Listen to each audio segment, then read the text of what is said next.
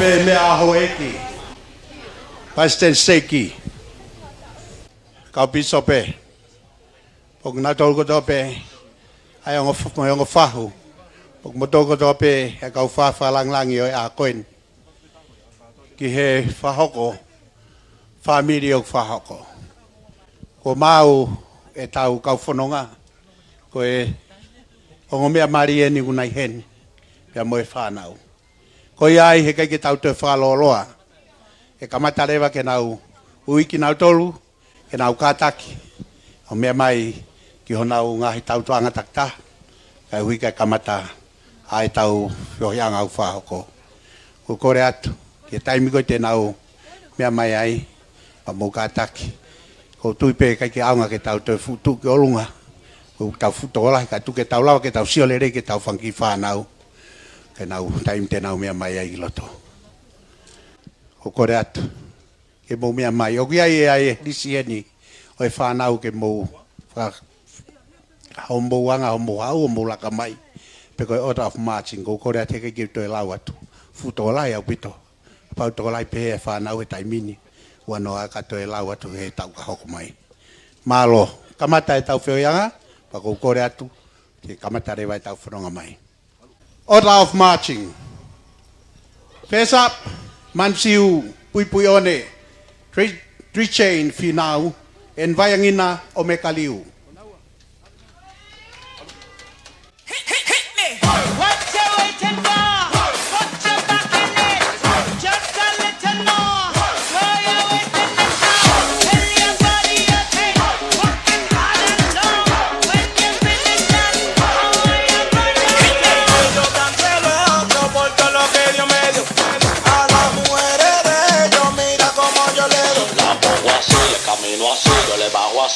Como así, así. DJ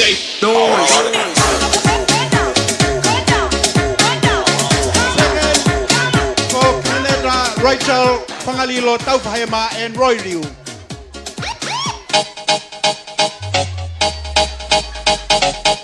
tolu. Viola tuipua en piopa akia kakau. Utemo tevita poma nariu.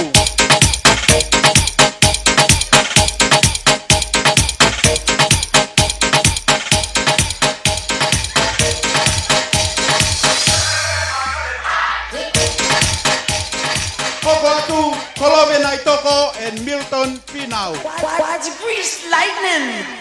Grease lightning. Grease lightning. I got chills, they're multiplying. And I'm losing control. Next up, Visitaria Pea Moyata and Atini Aviareta.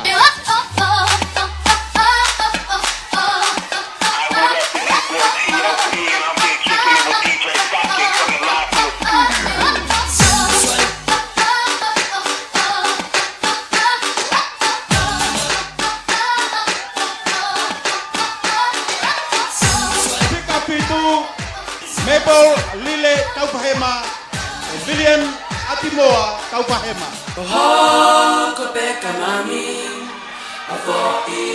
Some 19 records.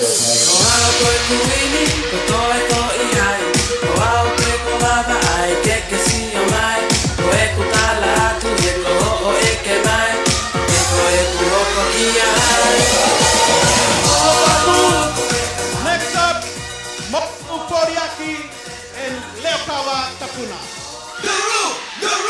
The room is on fire. Follow the leader. Follow the leader. Follow the leader. Follow me. Follow the leader. Follow the leader. Follow the leader. Follow the leader. Hands up, down. Finally, Ekalua Channel Uhila and Hainite Vau Taupahema.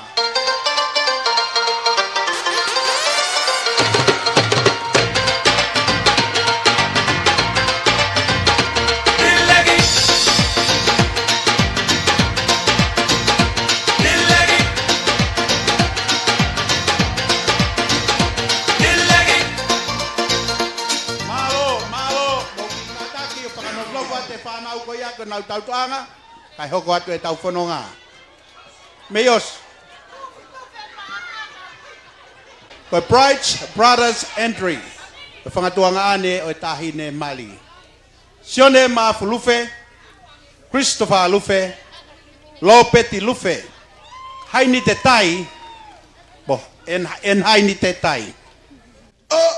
This is a remix. Come on, everybody. Yes, I grab one. I think for me, boy, you know how we go. I'm sexy. Come on.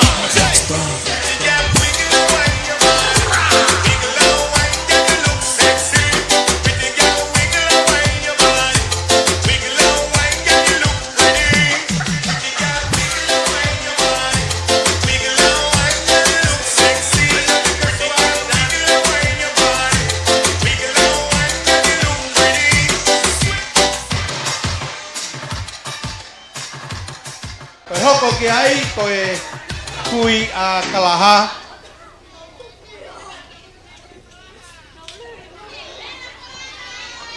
Koe nau. Mea mai lo. Ilai se hola. Ta mai facio ilai. This up for the girls them, the Caribbean girls them. Let me see your hands up. 1, 2, 3, go. When you want it, oh. When you want it, oh. Walk it, oh. Walk it, oh. When you want it, oh. When you want it, oh. And shut. Little shake.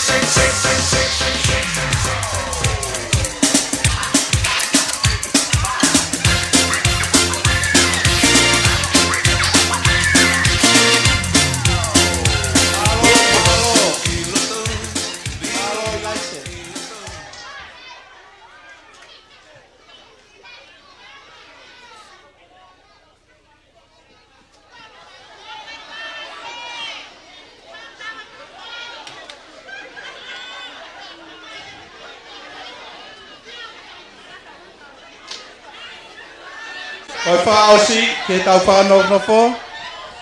Oi mea atu ki mua I he ongo mea mari. Ko bridesmaid maid mother entry. Kui whewhine a Manakoheu.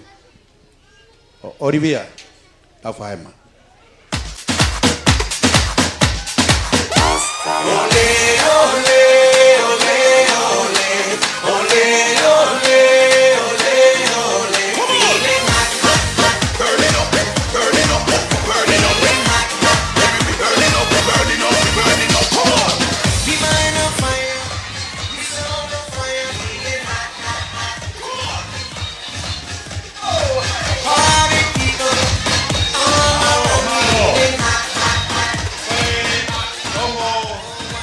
Langi eni o e ongo mea mali ko na ongo whahu. Ko e whahu o Kalaha Vehikite. Petuli saliu. Ko e ni o kune whanonga atu e taimini. Come on, everybody! Come on, everybody!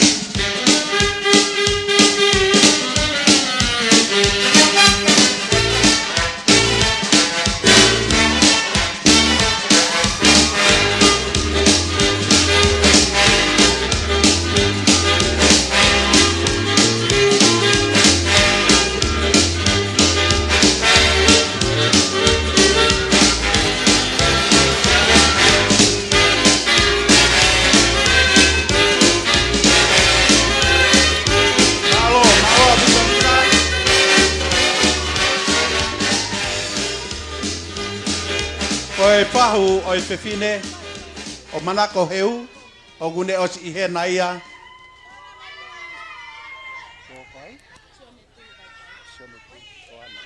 Ko soana tulu waitaiki.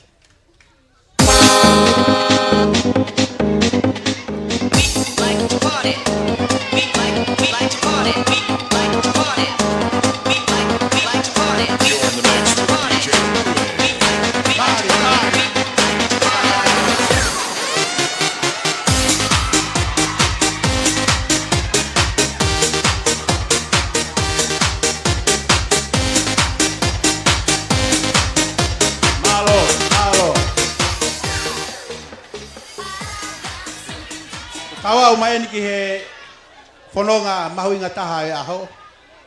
Ko ki naua au na anga whakatata ki tau toluke kere o tamare a koe. Tamasi I ko Kalaha Vehikite. Ta mo Manakoheu. O kuna whanonga ki naua. Ia taimini. Ka ki mua ke na whanonga tu mou kātaki. E hiva tu pea heu. Mo na whanonga atu. Kātaki e kau whakapare mo kau tālunga noa ia. Mou kātaki o ki tau tūwha ki lalo. Kai lawa ke mea atu ai o mea I hala whanonga. Ro. We get off him off night. Hey, let's bring us some African vibes. Feel the beat, feel the vibes, and then vibe we fast. Hey. Okay, husband. Okay, flick, You're a good soldier, choosing your battle. Pick yourself up and dust yourself up and make the settle. Down in the front line, everyone's watching. You know it's serious, we're getting closer, this isn't over. Hey, the pressure's on, you feel it, but you got it all if you leave it. If you don't get up, oh, and if you got it up, hey, Tamina, somebody. Sing along with me, hey, Tamina, Tamina.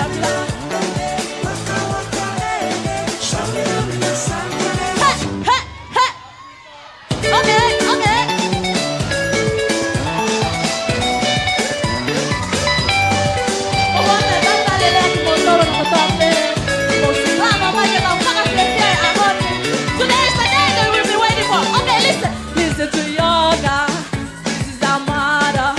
Daughters to shine, down with their light, one more daughter.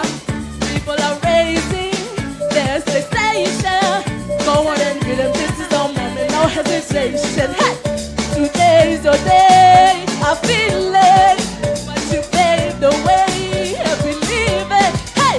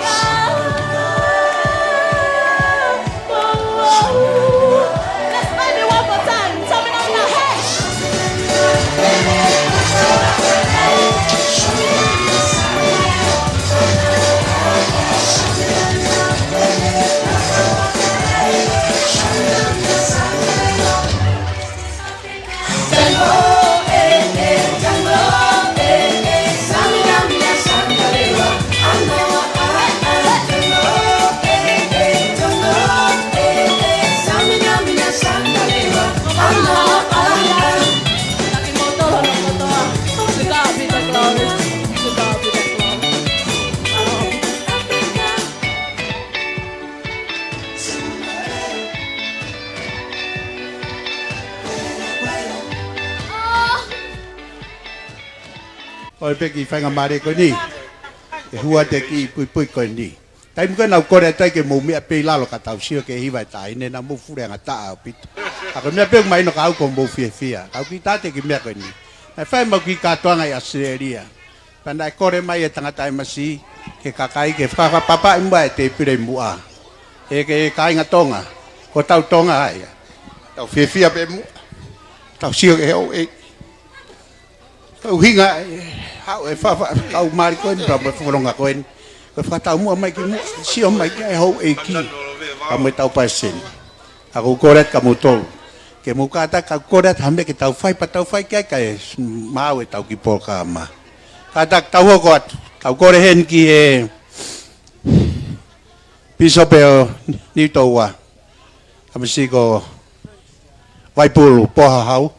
Kene katak mua whawa e tau te pire. Mo tau aha koe ni aka tau lotu. Te hiri ko ia te kore ki a Paisen Make Muti. Kene whai ea e tau rea taritari. Ke aha koe ni. Te hiri ko ia. Pe te tau toki hoko atu. Pisope poha hau. E toa mafi. Ko hoke mahu tamai whakawane whiona. Mau hanga atu ki hoa whio. E malu e te niti ko eni. Ko hei ko haka atoanga ku mau whakahoko e whiawhini. Mau whamalo ke whanā ka hui ka ngai tāpua ke mui ko eni. Ko ke hanga whakatengu ki mautono mau ngai Famili. Tamai mau hanga ki a whanā ki tāpekina ki mautono. Ko haha ngahi whiawhia te mau whai e hone. Mau kole ke na whai e halau maari e te ki mautono. Tāpekina haki nā tōko tāpe e malu e tēni tine. Ke mau whiawhia whakata. Ke tāpekina e ngai mea tōko nuku tāpe lawa ke mau mau. Ke mau ia pa malau ke mau whiawhia ai. Pa ko whai e wapasisukula isi. Amen. Koe wha Moimoi atu. Tamare ka maa lufi. Pe whoka hau eiki. Pe whoke he ka inga. O whanua au tau i heni e whiawhini. Ko e tō muisi e kamata e tau porokalama i e ahoni. E lufe ka maa tamare. O ku au i loi. O ku heni a whaingaa bea matawhawa. Te ukore ka ki naua ke na puke tuu e la a e ahoni. Oua nā mō manawasi. E ka inga o whanua e ahoni. Te puke la a ke mō whoki pehe e whiawhini o kei māmangia peho mō halawhananga ki api. Whatapu ke he awhio ai o tuau i o taulotolotonga. Whatapu ke he kere eike o kauhala uta. Whatapu atu tamare ka maa lufe pa pe whoka hau eiki. O whisa kolo. Tō wawaha ka maa whainga mo haatau i whanua. Whatapu atu ke pasene steiki. O steiki haake. Pasene poa hau. Pisope poa hau ka maa pisope tawa. Ka maa haa whakaolunga Tonga. Ko tau heni e ahoni. Whatapu atu ki a Kalaha Vehikite ka maa Manakoheu Beyoncé. Ka kua whakahoko. E Famili fo e a koe ni. Whatapu atu ke ka inga eike o tōpeo Kalaha ka maa ka inga eike o Manako. Ko tau whakate fua e tuitui a tamare pa mo wasla a i e whiaf koe ni. Si ka inga ko nau kau waha mai pa mei mōri. Ko si e kau ngā kau whataha mo ki tau tolu e ahoni pa whamuoni whataha. Ki he whau Famili fo ou koe ni ko whakahoko. E talawou pa mo whine mui koe ni. Whaapapat pia whakatapu atu ke sola mo i vulangi. Ko mou te fua mai ki he tuitui e tamare, pia mo i wasla a. Ke tau kaunga whamoni whataha, pia mo i whau Famili koe ni ko whakahoko. E talavou pia mo i whine mui koe ni. O ku hounga ki a te au, Pea ko mau aloto mau lalo moni e fiafini. E whaingaa. Ke tari lelei ki mautolu. E kainga ahi kotoa pē. Si kainga o whawhanua. Kau maa ki mautolu. Kau ngahi kau ngā mea. Ngai maheni. Ai tahine mari, pia mai tamasi mari e fiafko ni. O kou taitale lei ki mautolu. Toi a luke na whai e tala katoanga taane koi ni. O loto ke ki wahe atu mo ki mautolu e ka inga. E kaunga tonu pe ia, a mai tau mua au tau he ni ai e fiafko ni. Na whai atu e whaafe. Ai iki, ke ene taane. Ta tufa atu. E tohi whaafe ke kau maalunga kotoa pe o whanua ke nau mea mai. Mea ongo ia. He nai kai ke nau hao. Lahe ngai mo ua ke na nau mo ua ai. Ka nau pehe, ko mea lau noa pe ai whaafka ni, he nai kai ke nau si lava mai. Nai toi whekau e iki mo toi o atu. Talaka nau tolu ke nau o mai. Ko inga ko taane ko ini, ko whahako. Ko mea ta tau pe. I ono tua tolu. E tala e ko ini ke ne kauta mea iki. Mou alu atu. Ke ngai mai hala. Ngai hala motu a. Whawhe e pipik. Ai heke. Ai turi. Ai noa. Ke mou kau whataha mo ki mautolo e ahoni. Ko tala katoa ngai e aho ko ini. Ngai aho si ki mua atu, na aku wakai ka Kalaha pa mo Manako, e na takai holo. Tufa e toi whaafi ko eni. Ko higa whau Famili, na palani mo whatutu e aho ko ini ke whahoko. Ka inga, maa aloha mo lawa mai. O honga ia kia whainga apa mo ka inga. Hoi tuitui a tamare i e whiaf koe ni. Tuk mua ke utala atu hoku hinga he a koe ni. Te ria na eke i a sola mua vulangi. Koe whae a Kalaha, ko matamuana ho lani. Whanei e hano ki hingoa whatentene taimi koe. Ko man te volo sii. Mahalo pe ko no ulunganga. E kune wakai mahe o pe ke rea koin kou whai e aho ni. Na e tupua mataboana. Pea mea kaluset holani. Amo ilaise. E motua koi ni. Koi tu vevine lahi taha ia. O kaluset holani. O kune wha hoko atu e rea koi ni. O whaat ka te motole ka inga katoa pe. Ko mouheni e whiawhini. Manako. O wau palo mese atu he ahoni te utauhi koe. I e mamaki mo e mo uirerei. Ka ke manatu e ki mea koe ni ko utala atu ka koe. O wai o mautala he wholau tahi. Koe wholau koe e waka e wā pe mi nuku alofa ki e wā. Ke taulanga na whanua. O wai ho mautala. E wholau lelei mai pe i he waha he. Koe ne au mai ke mui whanua he. Pe ku iloa koe koe mui hopo hoponga. Ko fitaa na tula. Hou ono pe au. E ka pau e kai ke piki mao e kau wholau ki e waka. E ei au hia ki o sin. Manako. Ka pau pe ia ia taim pehe. Pake manatu i peho mautala. Koe mui hopo hopo ngai. Ko pau pe ke ia e whaingata. O e hala whanonga o e whau Famili fo ou. Ko pau ke fo ai e talavou pe moi fine mui. E taimi na ke hiwai ane nai he. Na nofo o whakaukau. Pe koe hana e to oa pehea e loto kalahai a te koe. Pa toku mahino ka te au. A singa ai ho whaka ofa. Mo e toi reo le rei. Koe mea e kou ofa ua i a te koe. Piso poa hau. Malo. Ko mau haa whai hiwa mua toko taha ke hiwa i saione a sa pate. Ne alube a Kalaha. Whai ne manako whiwhine. Ka hange na ea i peha mea na e to oa e ne whakaukau. Na whia ma.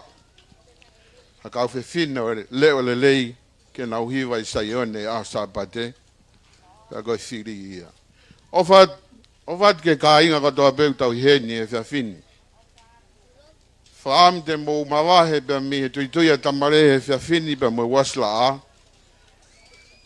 O kou whatawangi he kai e ahata he halo fia. Ki e whiawhini. O ku pore a kauseti holani i e ahoni. I e whiri ko whahoko. E hono moko puna ko e ni. Ka koe rak moko puna ia ko ne foua. Ai o Ouau top tap ko e ni o mari. Koe konga si i beni e manako pe befo ke kala. Whatawange.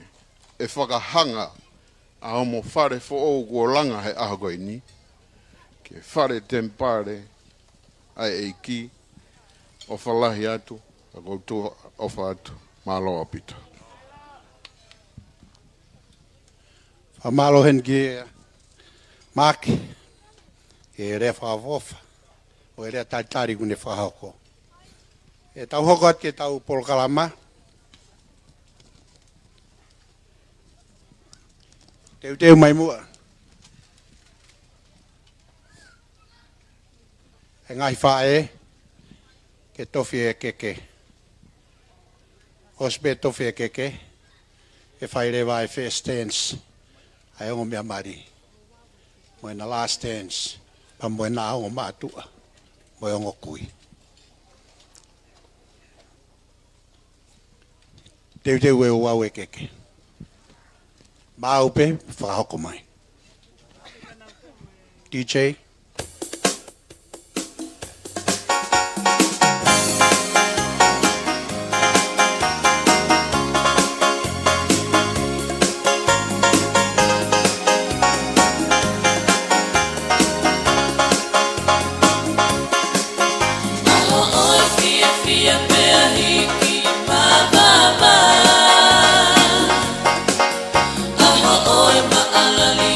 Tonga,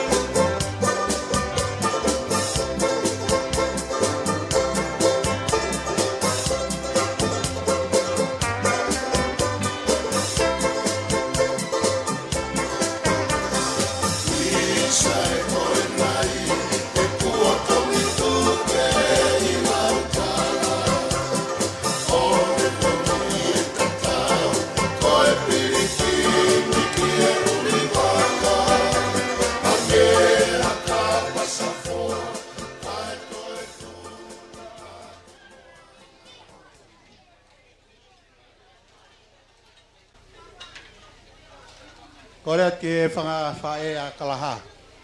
Ke mou, ia mai ke kamata e Ouau e keke. Ka tau hoko atu.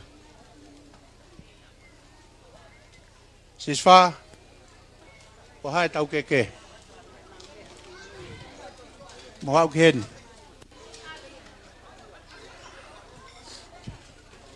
Whakawhae na o skore ati ane nai, ke mou tokanga ke o mou mea ke ai ke whai mo ai peke mau, ka tau kamati.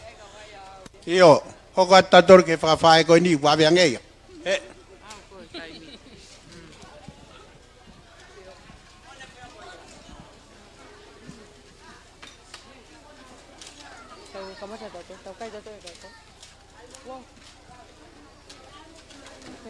Oi, ai, ko ai ngeu ka na wa.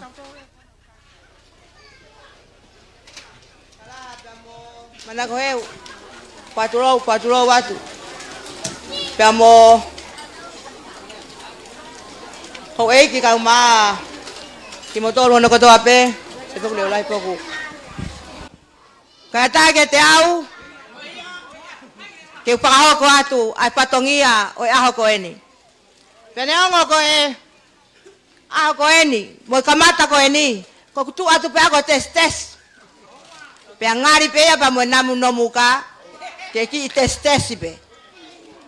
Kata to ki hanga ke wasla ke ne pakarea mai.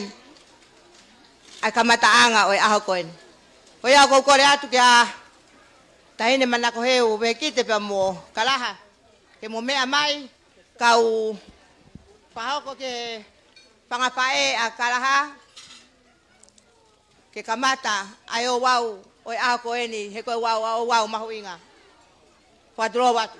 Sao? Eha, te voa tu. Ko ai. Alu ai reva nam no muka ia he ko talamai he wasla aya. Ke kamata. Te tau diri reva tau tolu. O wasi ki lua vaila. Ko ai e hoa ko ni o ko kole.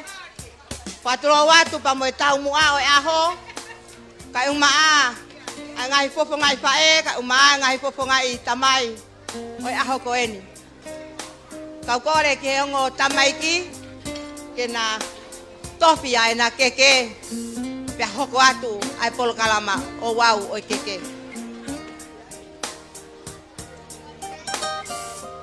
O watu e tete ni ma.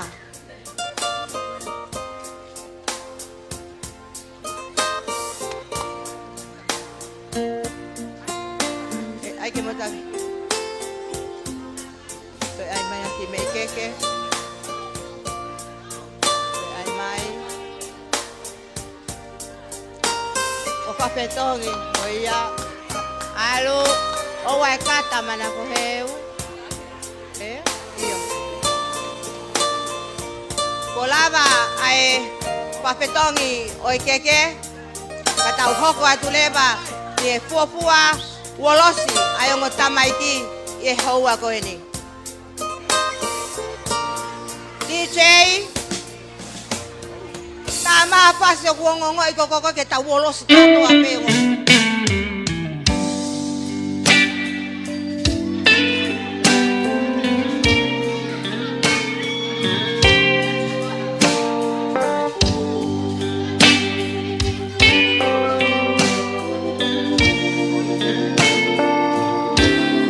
I'll hold you forever, and I'll hold you tight. Let us add color to the world that we see black and white. Tell me your dreams, so I can dream them too. And when you wake up, I'll be there right next to you. I just want you. With all of the butterflies and light. I just want you. So I'm gonna tell you how I feel. I'm gonna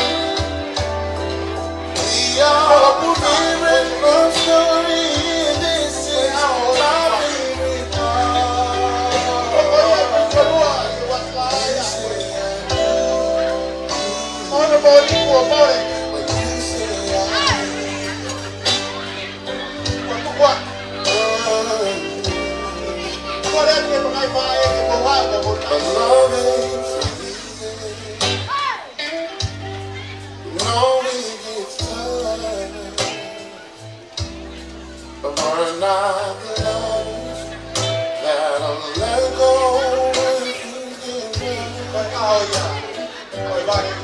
I'm not saying we're perfect, maybe perfect out but if love was not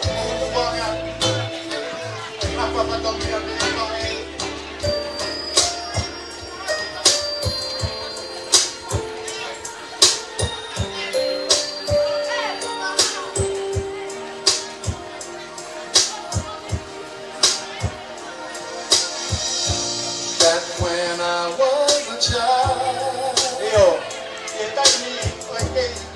before life removed all the innocence, my father would lift me high and dance with my mother and me, and then spin me around till I fell asleep. Then up the stairs he would carry me, and I knew for sure I was loved. If I could get another chance, another dance with him, I promise I'll never, never end. How I love to dance with my father.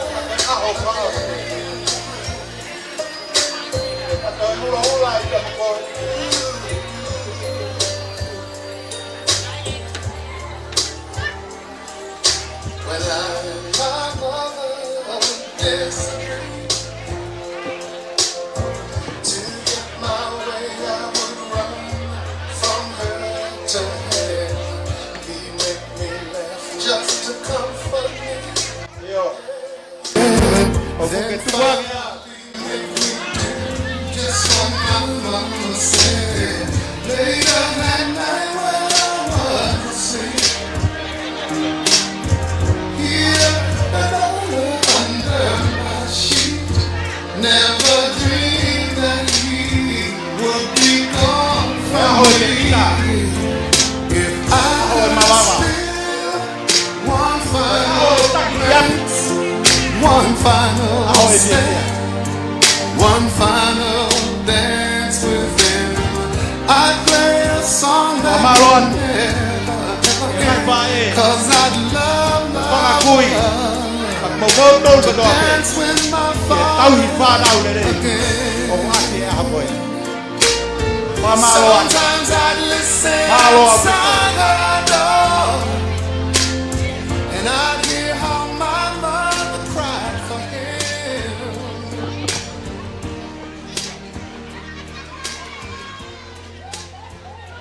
Malo. Mai DJ aqui, foi fácil que tau ki fra mo boko ki.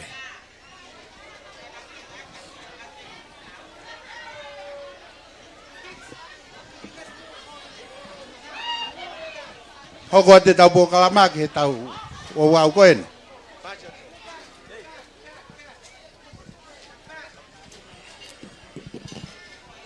Tapa mo e apio ai o tua i ho tau loto Tonga. Patulo watu pe mo kere o tamare o tau lo nuku ai i he piafi koen. Tapa mo e lufe ka ma hoeki. Patulo watu ki he ongo tau mu au e aho koeni. Mune patata hai ki tau tolu. Ka uma ai tapa aki a Kalaha. Ka uma ai tapa aki a Manakoheu Beyoncé Vehikite i aho koeni. Ka ta ke te au ke whapoponga i atu ai pangaki ki i whae a Manakoheu Beyoncé Langi Vehikite. Isa hange koe rea na tau whanongo ane nai koe wholau tahi ka au ke tapaaki ko e ni pe au kulua ano ngai hopo hopo nga O ku te eki peke iai. Halua ia e fasi. O hange koe lua o lua wa ila. Pea wai pepa mohono tala. Ka aku iai hao folau o ku ke fie mo ui. He ka he waka nomuka. Ka e ave ho o uta. Iha waka kehe. Ka neongo ia. Isa ko te lele mai pa me toke lau. Whai mai ai pono ngā. Me hopo hopo ngā. O lua wā i la. Tonu mea pa mo kele fesia. Hake. Ie utulongo a. O whai ai. Ahono noo. Pea mohono amo amo. Oi aho koe ni. Whawhetai. Ne whai ai ku pono ngā o wau. Ke maka whākina ngā. Pea moe wasi la a. Tā. Ko ku whalala a ngā ia. Pea tāne ine ipe. Ke omi ai fumaka. Ke ewa toi lava hatai au hiki. Ko uhinga ia. Ai unga Manakoheu. I aho koe ni. Tupe mua. Ke utua tupe he. O whai ai aho ku ki whatongia. Pei kai te utala. Laku laku.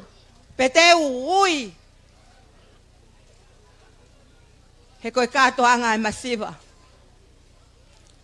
Koe pepine haapai veu. O koe kai ke lea. Ai mea aku ne kalanga. Ka aku lea pe. Aho no whatongia. Ui nganga ia tue aho koeni. Neongo ko au ai ki nena si taha Manakoheu. Ka he tuu whaka e whika ho mau Famili. Ko au ai mami lahi taha a Manakoheu. Na ko uhinga ia oi aho koe ni. Ka neongo ia ka tau hoko atu mua. Ke whatongia oi aho koe ni. Ke whai ahono tala noa i.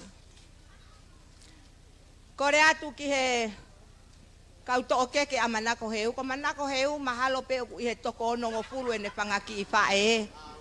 Oku nau ihe wahanoa, oku nau ihe hope, oku nau i tongani. Ko eni pe e whangaki i whae, na nau whai pe ano lau e whangaki i mea ko eni. Ko keke punga waka uluaki o Manakoheu Beyoncé Vehikite. Oku hiki ia, pa moe tahine, ko soana, vai taiki. Ko e whahu ia o Manakoheu i ao koe ni. Oku hiki aki ia, ai kie whātuwha. Pea mohono whala aofi. Pea mohono katoliki vai. Pa mohono ngahi mea papalangi. O atu kotoa ia pa mo mauloto tahine soana. Malo mua ai ofa. DJ, tama ya pasi.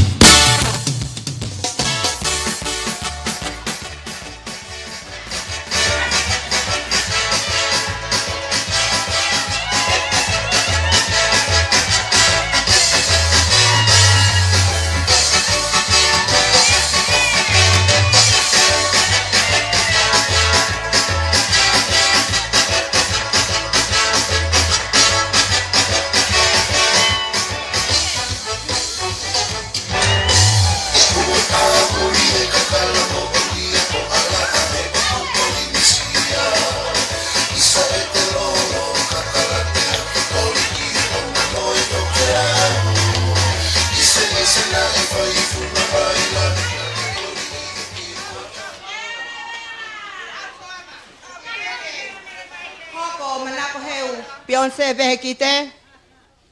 Oku hiki ia ko si ono ki keke whakamawai. Pamoe pai pekau siasi wesiliana tawa taina o homa kerikao. Reverend etilati Paula Vainuku. To aki ai ki Tonga. Kau ma no pala ko aupi aki ono pakamolu. Pataha pamohono katoliki vai. Ko mea papalangi. Kore atu. Ko ho ai o pai pekau o kune mea mai meiloto. Ke mo mea atu ki ai. Ke mo lere atu ki ai o ave a whatongia. Iyo ki mai pikuta o kae. Sila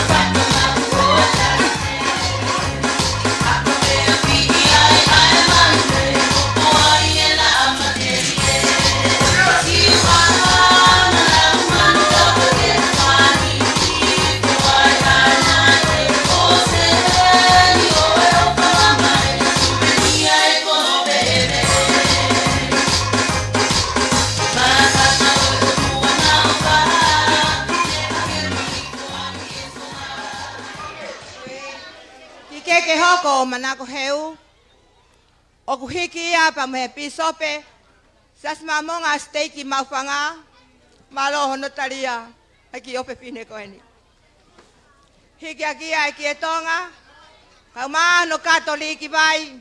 Pamolu aki ngai mea papalangi. Pamohono sila. Wa poponga ena. Pailonga mai. Okay. DJ tama pasti.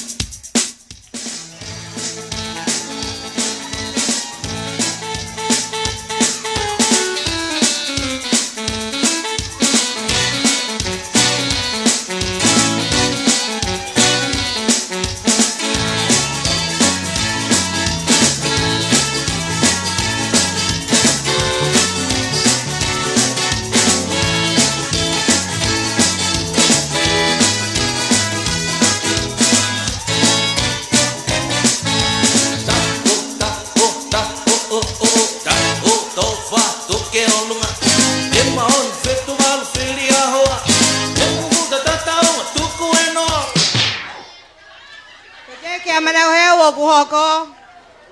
O fuaki a pamoetaki pot ngawe talabo usia spesiliana o homa kerikao.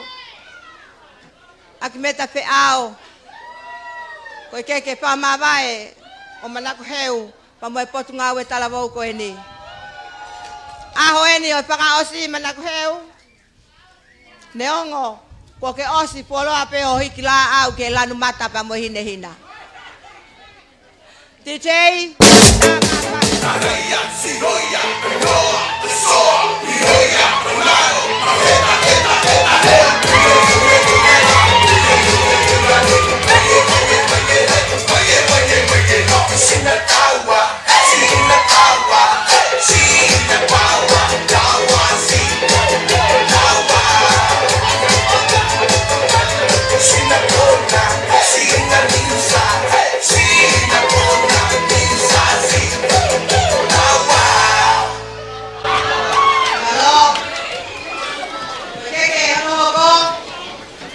keke ia ai meitanga o Kalaha Vehikite o hiki aki ai ki Tonga pe kai ko tangata anga ini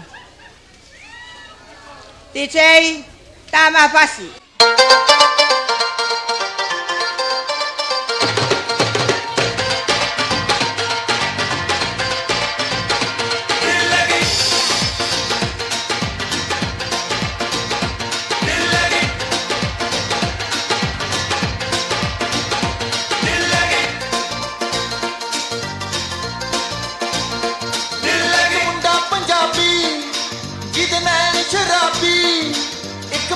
Punjabi जिद नैन शराबी ओनू love you आख दियो दिल लगी कुड़ी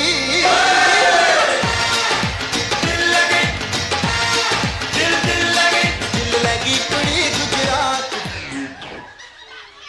koe keke lewa no paosi koe keke ia ayu momi toko atu kata hoko atu ke konga hono ua o patongia o panga fae a Manakoheu.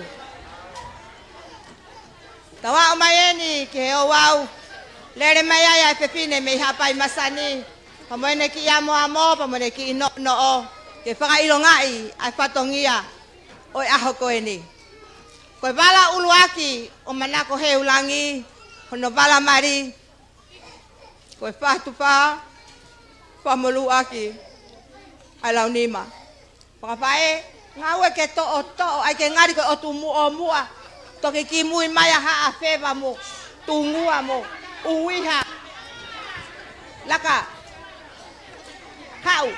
hau e bala zapateria bala zapat babe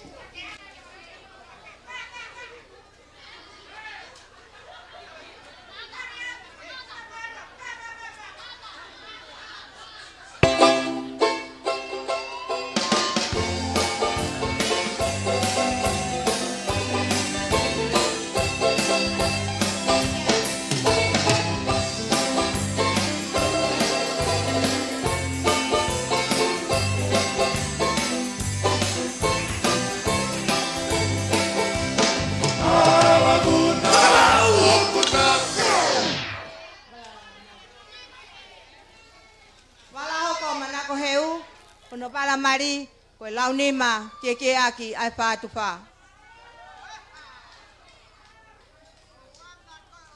Pakarau! Pakarau! Lara!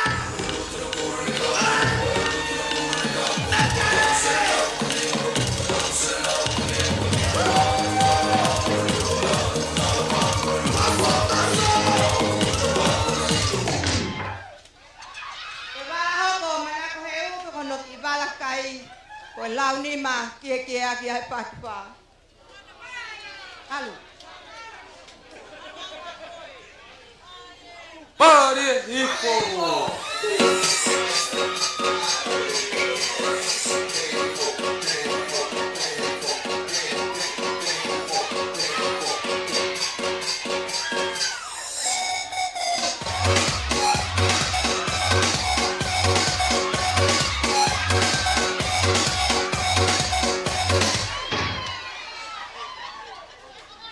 Te tawoko lewa ke ki mohenga ala fianga o Manakoheu Langi.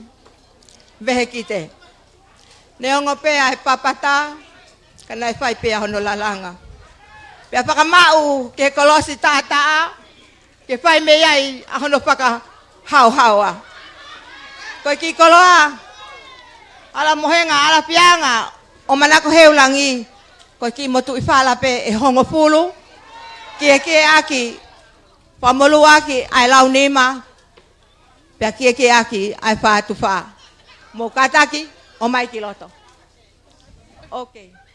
Oi, po ikai ke iai ha space e tuku ai. Koe aho e nia o e ku whai tuuni. Ko hono ki i wala. Katoa ai ngahi wala o Manakoheu Langi. Vehikite. O ku whoaki ia. Pamae whaere. Ka ku mahino ka teki mautolu. Ai kui ko eni. Na ne whai tōnunga hono tauhi. O Kalaha. O whaki kotoa ia. Maalaise. I heua ko eni. Koe mohenga ala fianga o Manakoheu Vehikite. O ku Moimoi kotoa ia. Mai tahine. Ko Lisa Riu. He kono ahoen. Mokataki o mea mai. O to o atua ngahi mea koeni. O kutelele mai pepa mehi motu. Pea mohono ki mohenga mau. Ka pau pe te mo mea hake ki he pātoke lau e tehni ti. O kutupe mea e ne pangaki ki i whae tangata. O kuiai hono ki mohenga mau. O kuiai ki taka pau. O kuiai ki konga holo. Ke ne kapu e ngahi pomo moko koeni. O kuiai pa mo ngahi lai upapa. Ke o atu peia ke pakalahi ake loto whare. O Kalaha. Pea kuiai pa mo pangaki me ape. O whiunga. Pa mo kamata ki Famili koeni. Mo kataki. O kuiai pe pa mo ngungu motokoto. O kune toka atu pe he turiki ko e. Ke pai aki. Ha mo whaiteriha. Lupa koto atu akia. Pangataha. Pea mo Manakoheu. Pea mo e ofa. Me pangaki i whae tangata Manakoheu. Ka umaa ne pangapae. Kono nau laini atu pe tu ako eni. Umaa. Hai ne pangaki i kui. O ku kei whai pe. Kai pe ha au Kalaha. Kua ke poi a Manakoheu. O pa mai. O ku mahu kei nofo pe. O tari uma whatongia mai. Pea mei nuk alofa. Ke pai a hono taria. O ku mau ofa atu. Tua ofa atu.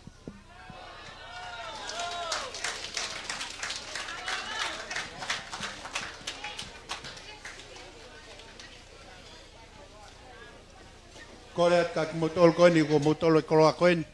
Mo kataki mai o whakahokat ki tua kai ata e tau awhanga. Koe koloa ene a Lisa eni, o ko tua tuai. Koe koloa e a ilaise e, o tuku i loto koe. Tā maa whaske, whituku ate tau koloa ki tua.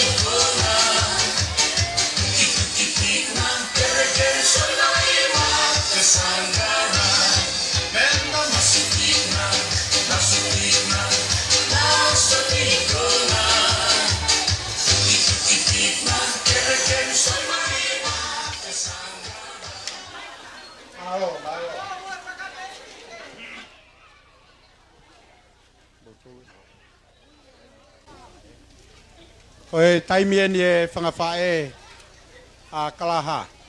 Ka kou kore atu e ka inga. Koe me hoeki. Koe ki reka na lere mā tātā mai ka te au. A mai ki reka te mau kai whakaku mau tolu mau tu i tua. Ko tang boato kume a te pire e. Mai ki reka kai mau maheni mau tolu. O tangi. Ko at pehe iai pe kakai. Ko iai. Kata ke ki whakatata ke peke hu mai ke ospe tau katoa ngā. Tau lava katoa pe. Halo. Taimi e whangawhae a Kalaha.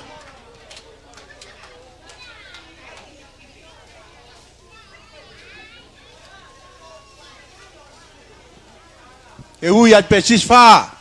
Siswha mai lau. Ko e tahine we wawe tahini e whangawhae a Kalaha ko ui. A ke hau whahau ko atu ke hau whahau ko ate whatongia. Kune be iau mai. Ne ke ilere mai kolonga taimini.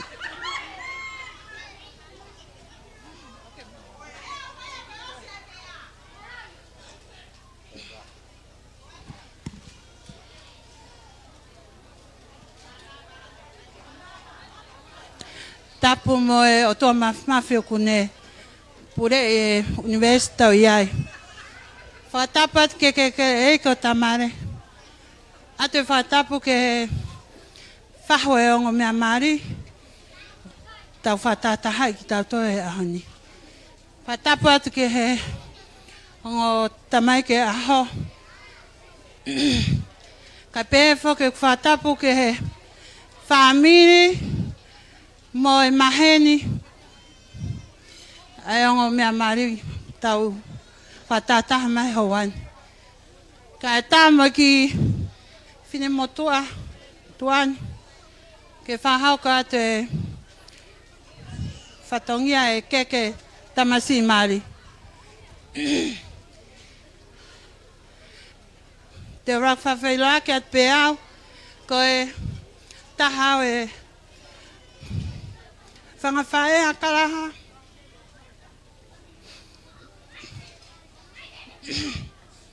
Pea, ko whangawhae whaka Kalaha. Hoku ware e aha mea. Ware he ko kaanga muraranga.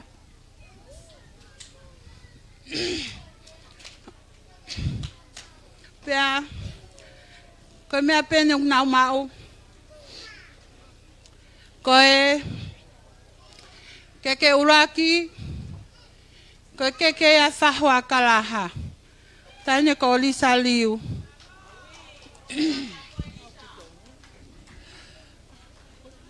Tā mai whasi.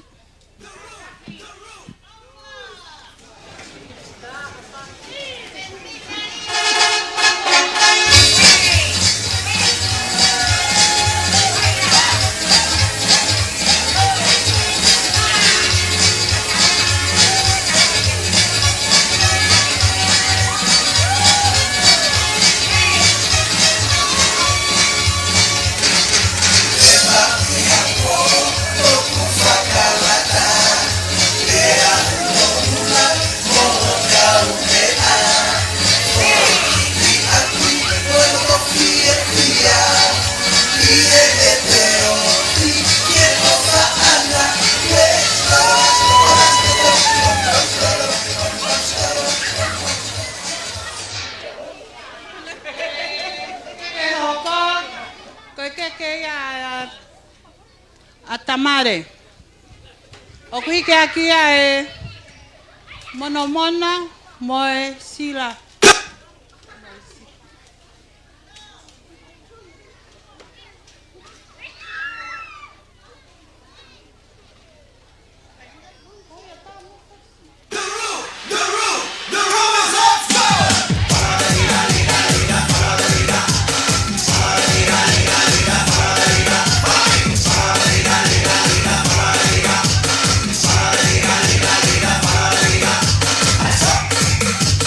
Down.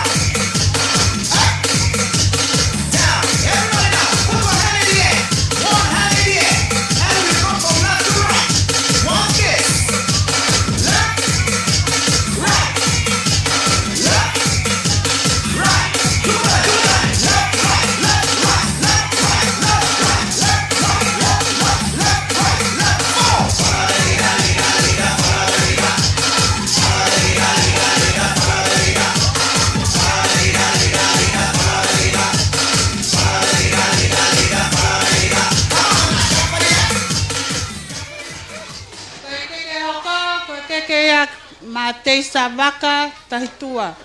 O kuhiki aki a e sila pea mo mono mo e sipi.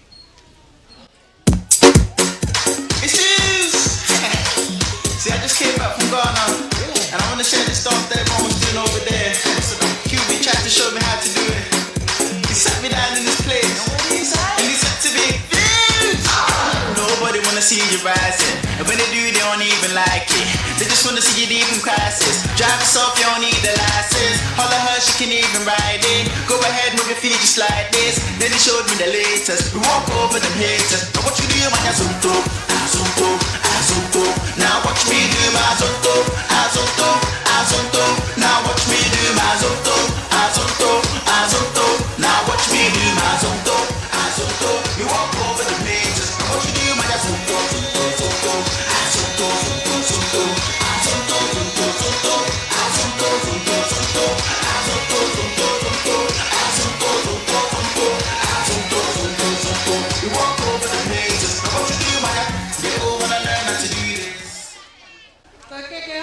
Ko keke e whahua matamona waka munlaiti muti. Hiki ake sila pea mo mono mo e sipi. Hit me!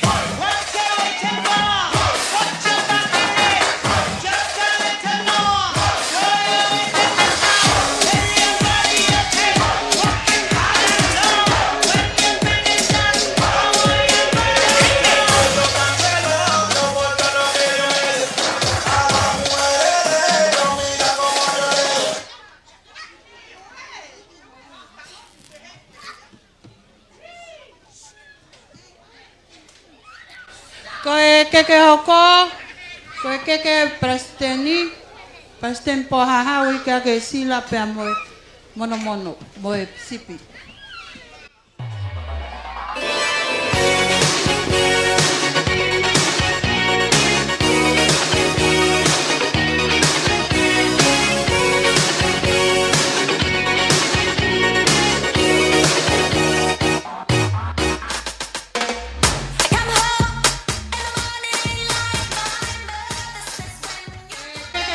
Si ko keke a piso pe a Kalaha o kuhiki aki a e sila pe a mo e sipi.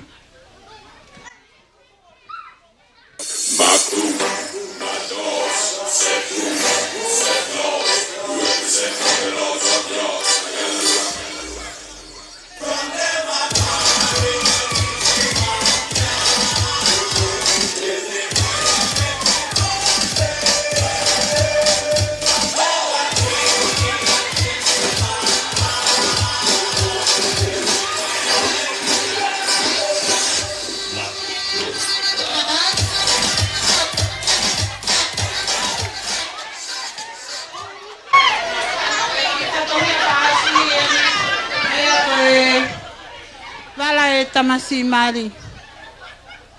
Kone ngahi vala ni ako e vala uraki ko e vala mari.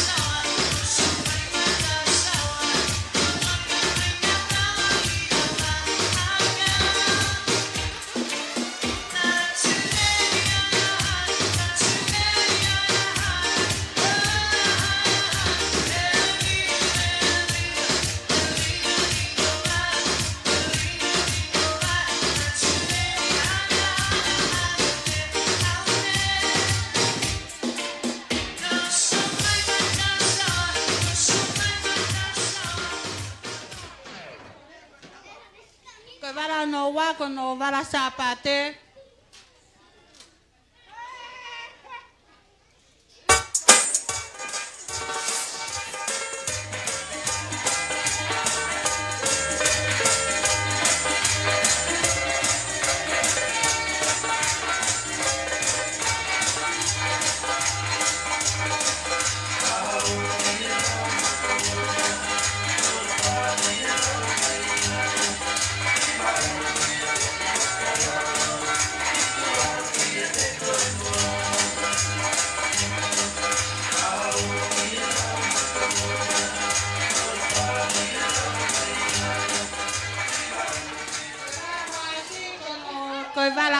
e tamsi mari.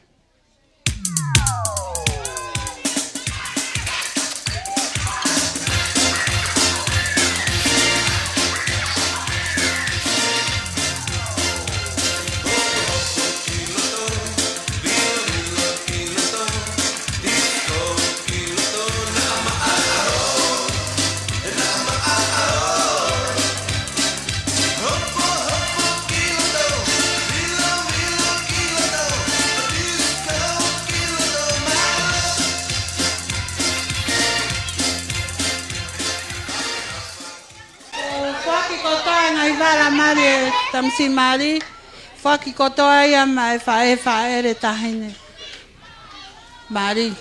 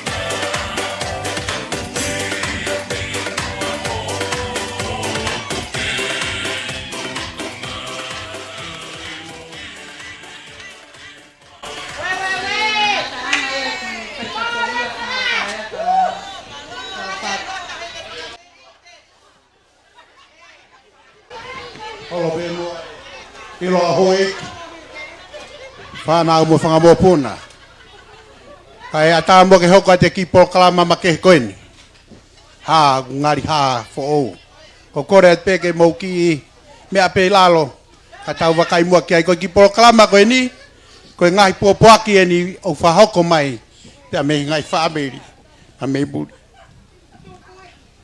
Kore at ke whahoko kipo kalama koe a taimini Ngai popoaki, pia me ngai Famili, pia me muri, tamsi ko Kalaha, kai pehe, e tahine e aho.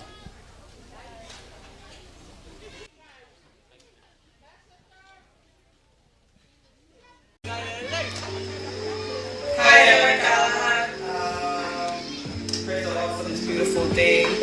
We know that today is your wedding day and we are so happy for you guys even though we're not there with you, but we do hope we were there to help celebrate. Best wishes from our end.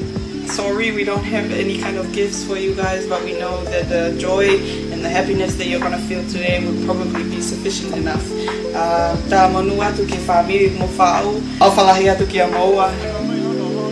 Koe matala monu atu pea ki ahoni o ma ofalahi atu ki a mo he Famili i ahoni. I know for sure you enjoyed your day. You have been waiting for today for a while now and we all know. Tala monu atu ki he ngahi whatongia mo i ngahi whakaamu o whaanga mo roto ki he te watu e whanonga e hanga fo o kweni o manaki ki tō whanonga iai. Neongo pe o ke talahu isi pe mamate o whātu mei he whanua kai tūna koe ni. Ma o whalahi atu. Bye guys! Bye! Kaya. My name is Erakobo in Afalabia. I'm serving mission in the Nigeria local mission. I'm so happy for my brother and friend, my RM, Kalaha, for you taking the step to get married in life. I'm so happy and I know that Lord will blessings and give you life. Congratulations to you, my RM Kalaha, for taking the step to get married to one of the most beautiful women in the world. The Bible says we should get married, and if we get married, there are more blessings that our Heavenly Father has to give. And get married and go to the temple and be still with your family. I pray that the Lord bless you, that you help with family, and give them eternal life. Ang ibig ko yung kumuro Tonga, may amay kaya Yehova ni koe ngai popo ki kene ko atu koe lo tonga ni ko atu pe koe ngai palpale mai ngai me ngawe koe ki na tolu na to ngai koe ngai ata koe I ka koe otio pe lo tonga ni ko tuku mai ai u tau whanongo pe ngai popo ki hoan ai koe ke ia ata ia o ko tuku mai hoan ke tau Bea ke ai te tau whanongo peke ngai popo aki I atu pe e ongo Moi pe eki I homo fa famili Pai kei whikarake pe eki I Manakoheu Beyoncé I know I'm not there to celebrate with you this special day, but to know my heart is there with you always. O palahi atu ke te koe I pehe ki a Kalaha Vehikite. Bye. Hello, everyone. My name is Elder Senft, and I'm here in Liberia, Monrovia Mission. And I just want to dedicate this to Kalaha Vehikite, junior boarding girls, and my man there. I just want to say congratulations on your wedding. And I just want to tell you thank you for everything you've done, and also for the wise decision you come and make. And thank you for serving the people of Liberia, helping them to receive the salvation. And there is a great example you come and do to receive your honor and exaltation. Thank you, bro, of what? Vehikite, Mapiki, how you coming on? Nah, just making fun, I'm a I just want to say congratulations to my second companion, my trainer, Kalaha Vehikite, getting married. So I wish the best of luck to you, my man. Congratulations. Tease up. Welcome to Tonga. Yo, Elder Vehikite, congratulations on getting married, man. We're happy for you here in Liberia. People miss you here, man. One more time you can hear someone talking about Junior Bonitos. We miss you, bro. Congratulations. Whakatapu e ko a whaki. Tuku mua ke unga tua. Whaki. Tuku mua ke unga tuai. Si whakaua tua e popo aki o whani. Tala minu mua ki whakamalo tua. Eiki te uhiwa pe iho o whai he aho mo e pōko toa. Whai ho whakahiki me taimiki I tāniti. Ahoni ne whai ho no lotua pia mohono whakakaukaua. Whawhainga marie I e awhiona. Malo si hova sātai ela eloha. Whake atu e ngia pia mo I langi. Moha mea kotoa pe te mau whai I ahoni. Ke o ope ia I he aho kotoa o e mau mo'ui. Whamalo mo e ofato ki Famili o Kalaha Vehikite. Ofato ke laise pia mo e ngahi fofonga I Famili kotoa pe. Malo lahi. Whamalo atu e tawitama. Whamalo atu I ofa mo e tau anga. Tawiko na I ahoni. Ko ofa ata pe. Ata mai hewan. Whamore more. I kai te ulau hi ngoa. Whakao kotoa atu pe ai whakamalo tu ani ki a watu. Malo e tawitama. Pia malo I mea kotoa pe. Ki e ko whine e ki. Si e ko ngai whae tangata. Si fofonga I Famili kotoa pe o e Famili. Tamai. E moki mautolu hono kotoa pe. Ki e ongo matu a Manakoheu Beyoncé Langi.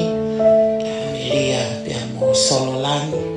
Pia moki mautolu kotoa pe. Kai whai halau whakaiki. O whakamore. Tupe ki whakao atu e eiki. Airi mo e malohi. Mo whakamalo tu ani ma mautolu. Malohi mea kotoa pe. Whae. O whalahi a kia te koe. Ko ilo pe, ko ongo taha kia te koe, ko kihi kueni. Ka koe ana ia e whanonga. Malo tawitama. E malo au pito I e mea kotoa pe.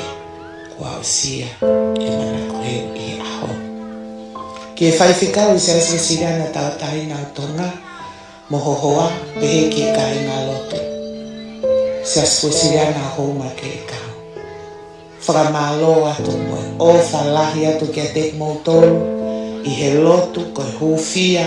I he ngahi mea kotoa pe o e tō kaki whakalau maarie. La venga monua I ai ofifine ko ni o ikuna I ai ahoni e talamufua.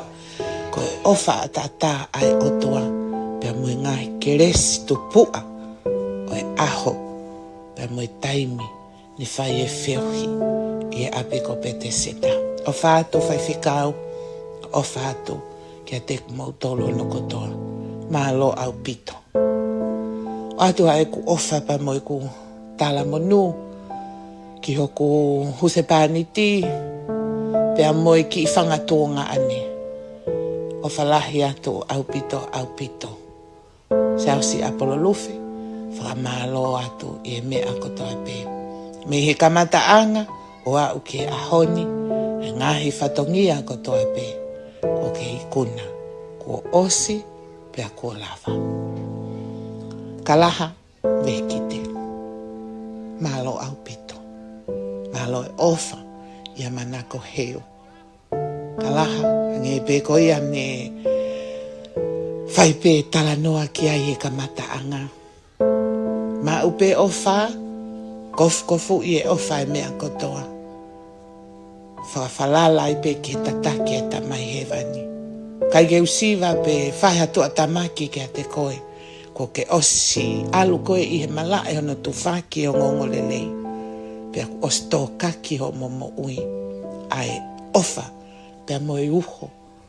Mai tataki ai tamai hewani. Manakoheu Beyoncé Langi Vehikite. Koe osi e ko ngata ahoni. Kai toi whai e tafulu atu. Kai toi whai e longo atu. Malo e ofa pea malo e talango fua. Ki he otua, pia malo e whakaongo ki a nena mo papa neongo ko ni mama o atu. Koe ahoni, tuku ange atu koe, tataki koe he lau mari e maon oni, whakataha, pia moe ofa, ko fuaki a te kalaha I ahoni. Kai toi siva ko amanaki, ko umau peha ofa lahi atu ka ki moa, pia moe ku tala mono, ke mo ilo ia mai e ku fiefia.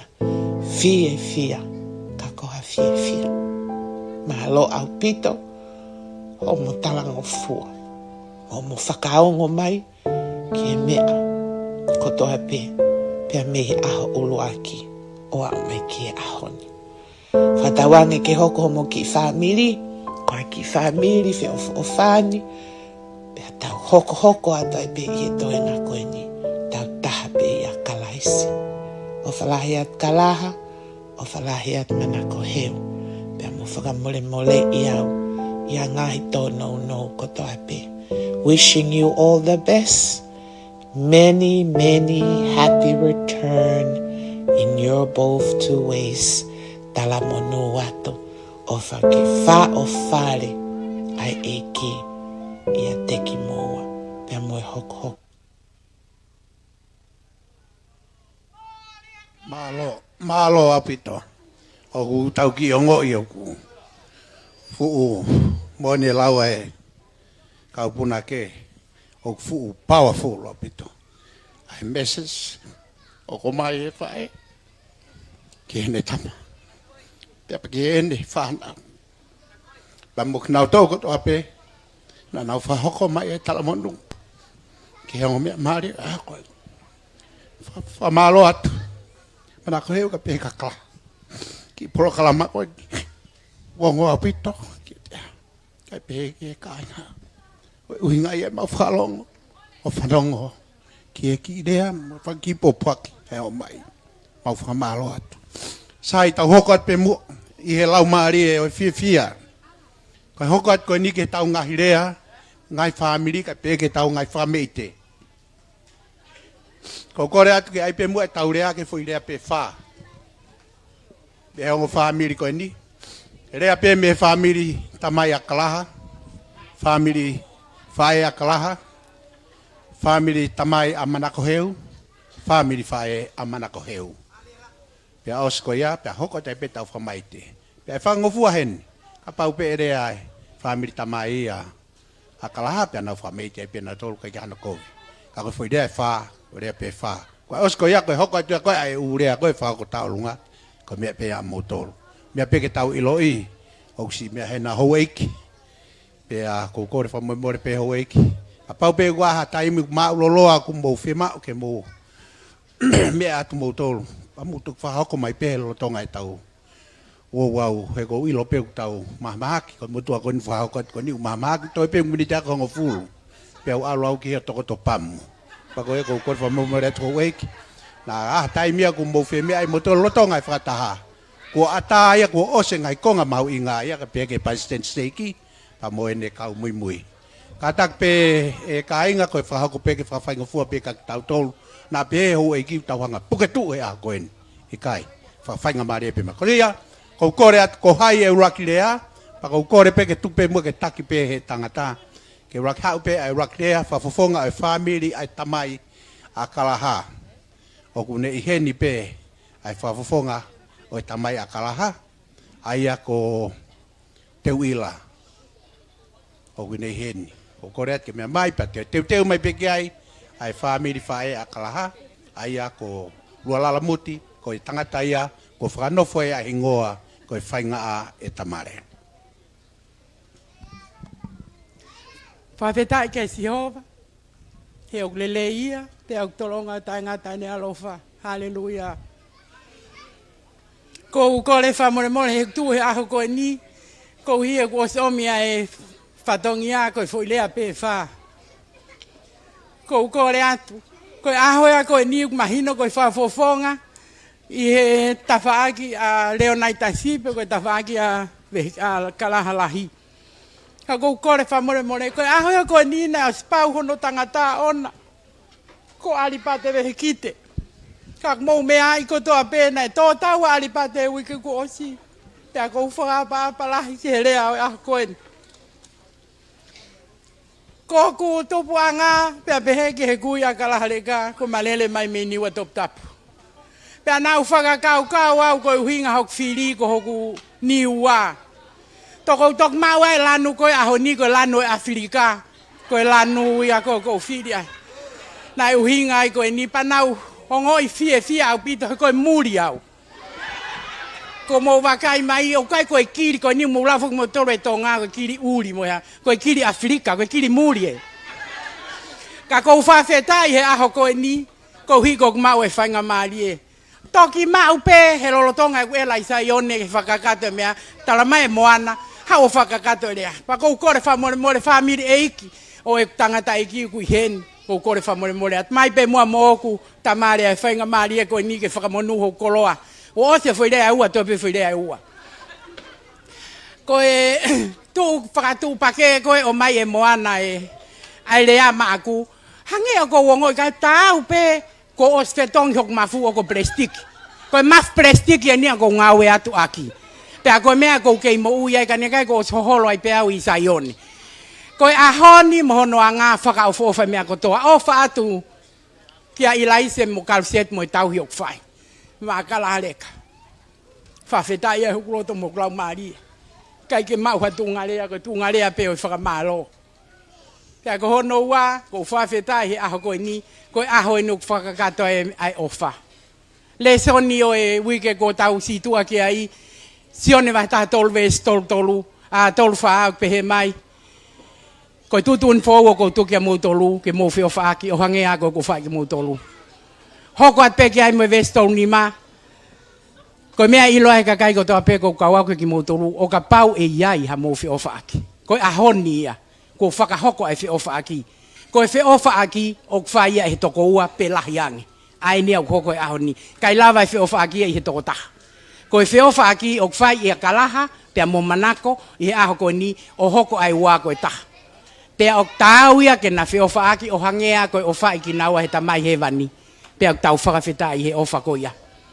Ko ia honi o kore whamore at mo e whakamalo pe me he Famili o Kalaha Vehikite ko ne mama o atu. O whaat Kalaha Leka. Ko e talo e maututupu hake, na maututupu e mau kaunga api pe. Pea ko Kalaha Lahi, ko tau tānoin, ko tānoin ia Kalaha Lahi. Ko tangata na e mo ui kona. Mo ui pea Kalaha ia ko ne whiawhiara mana ke kona. Kala ko e mea ko e nau mana tui. Ko mo tua na e ofa. Ko hoko pe Kalaha leka ki ai, ko ki tamasi o ofa. Ka aluange ki whare koloa, pe fōange, a whianga uma. Hange nai fōlau, e a whianga pe o uma.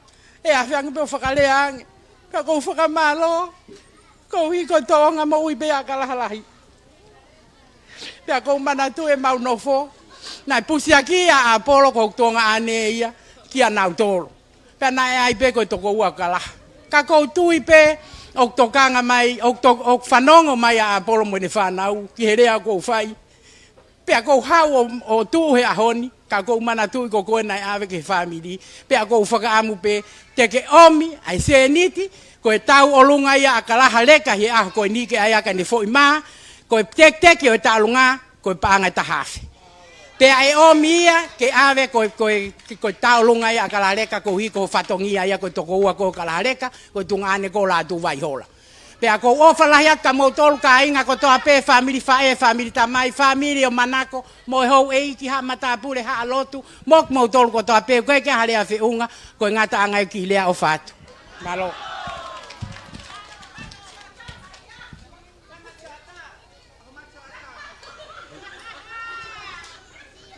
Ko kore whamemore atu.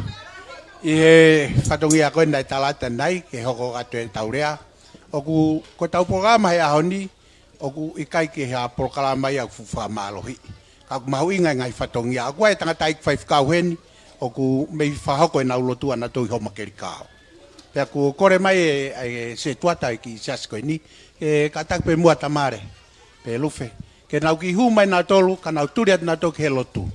He ku ngau ku mahu inga pe ke whoke whaife kau, pa mono ki kainga. Komu taimi eni, tu guatu. Aos ko ia, pe tau toki hoko atu, e tau ki whatoki tau ki programa rea, o e tau whakameite. Ki he programa ko ni ko e whaifkau, pa mo ki kai ngalotu o homa keri kau.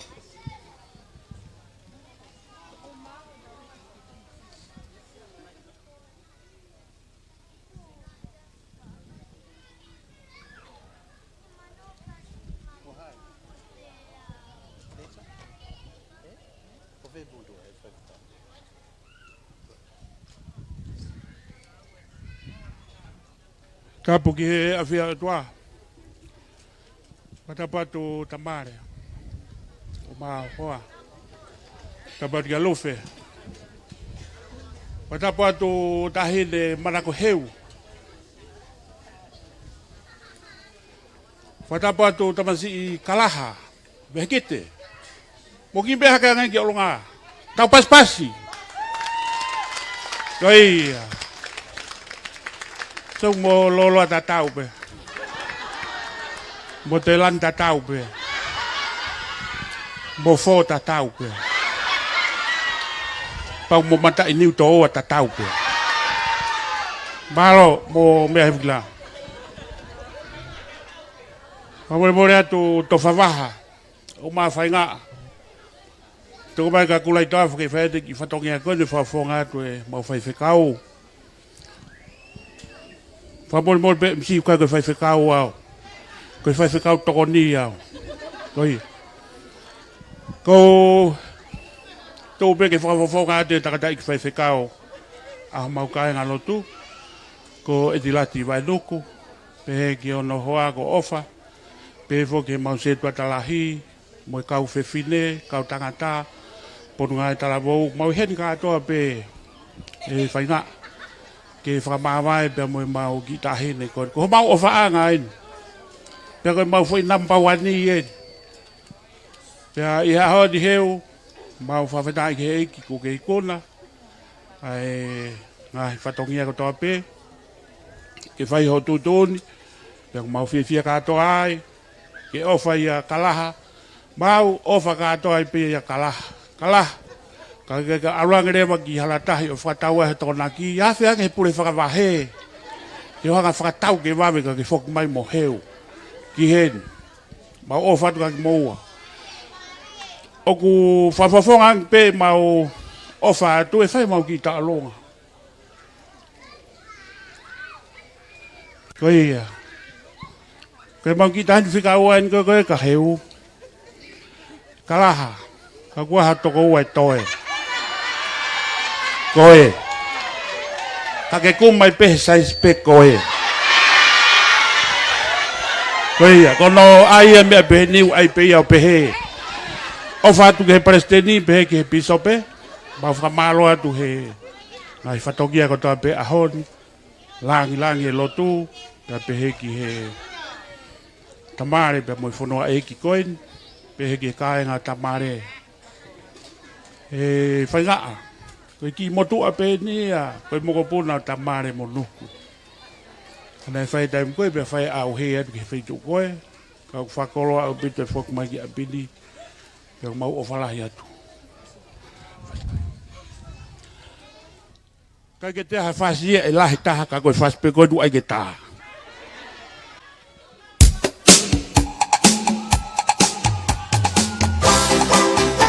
Eia, tō ka me pile.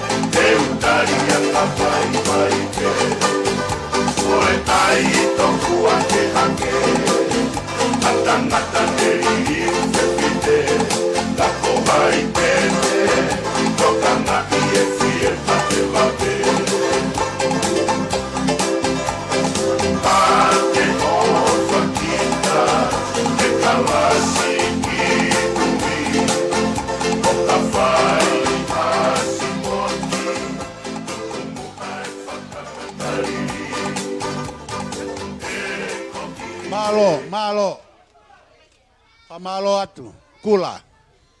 E tō whatongia poto. Ko e tau tālunga koe ni hoko atu, ko e Famili tangata whukeni. E tamai whukeni a Kalaha, na e whaerea, pa ko nau tolu ai pēni. Ko e whahu ai pēni. O hoko atu. Pa ko e mea kou maari he ospe ko e tālunga e whahu, o te hoko atai pē e Famili pē o Kalaha. Ai e ko e tālunga ia. Tamasiko aripati. Te nau tuk whahau ko at pē ono whaiki.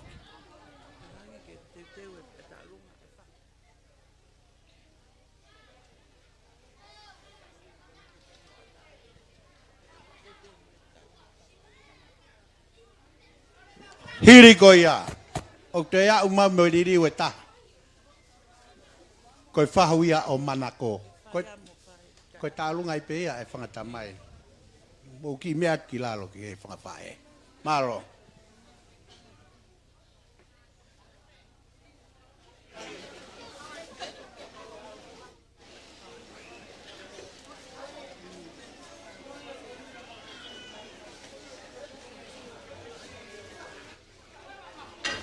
Mua pao ka te tau tālunga, whia mau he kau ki siasikoni ke nau whoki atu e nau ki mea lere, o tau ai ki mea lan mori, apa wātani whantonga, e ka take o whawhok mai ki au, ki pe ko hataha pe mua heni he museo mai ki ai. Malo.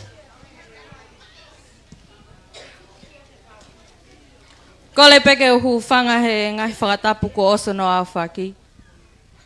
Kai ata mo au, Ke u whakahoko ata e ki whatongia koe ni.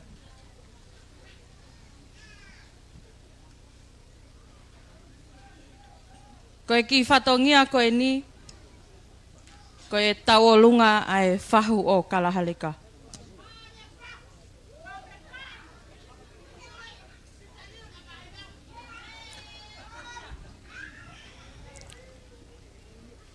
Ka taki pe he kai e taimi he kaunga we he wholai ki mea. Ka koe whangamoko puna pe o Kalaha. O mai ko nā pe, hange pe koe lawe koe ki ai koe a te uila ane nai. Nau hoko peke nau kui, ko nā pe. Koloa pe mau fia pe a Kalaha. Kai ke aha mau mea e mau. Kai ke aha mea ho mehitanga masiva e mau. O ke os ilo i pe ho ki mehitanga. Talo e moli ho tamai. Fa e pe alisa pe toi tamai ke a moutol. Manako o fatu. Koe hange koe lau. Fe tau laki koe ai foi ofa anga, moe foi ofa anga. Pe a tau number 1 ai pe. Koe ki tek e tau lunga. Koe panga e ni maafe. Ko le atu Kalaha mo Manako. Mo lava mai pe o hui e teki ai ongo tamai taulunga. Ke langa aki homo Famili, mahalo ko homo kapa inu pe mauai. Whaka umai ai ofa me he whahu au pito, Latu vai hola. Whangatamai a Kalaha Leka, moene ki whae si i me Hawaii.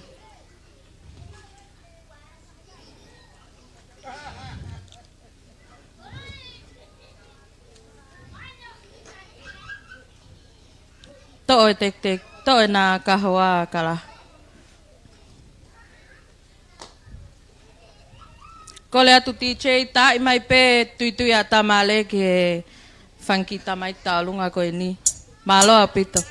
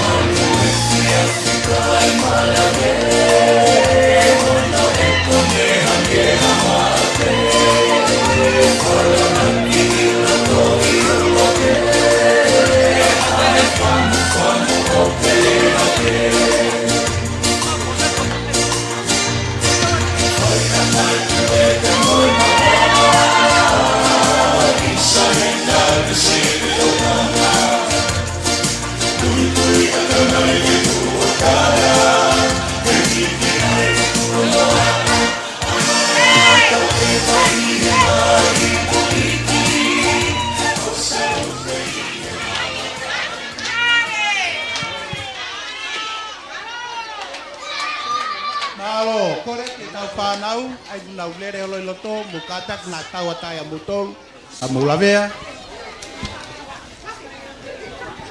Katak koe ki tuanga talunga, oku whakat peia ki a maile mo whangawhae, mo ana mo Elias.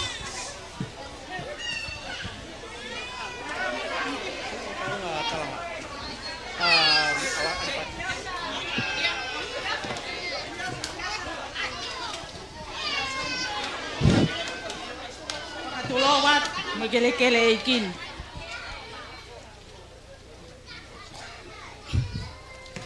Paka tulowat pe mo tamale mo haho eiki. Kai ata me fine mo tu atuani. Keni whakahoko atu. ai ki tālunga koe ni. Kalaha, o kuiai o whalahi atu. Koe ki tālunga koe no whakahoko, koe tāhine ia alipate. I he teu koni ke mali a Kalaha, te si i lele ange tā mai o eiki koe ni, ki alipate. Ko alai ngai mama, moe ofa ki whae toka. O ne pehe, alipate, ha o whai elea he e kumari. Ke aho ni Kalaha. Ko alai ngai mama. Atu pēi pōpua ki ofa ki a te koe, me alipate. Mo toe ngai whangawhae koe ni. Kei ke ai ha mea ai mau, ke hoko ataki, ai langa whaemilo ku ke whakahoko. Kalaha, mea mai o hui ai teki, ai kaunangan, ke hoko aku. Malo o whae.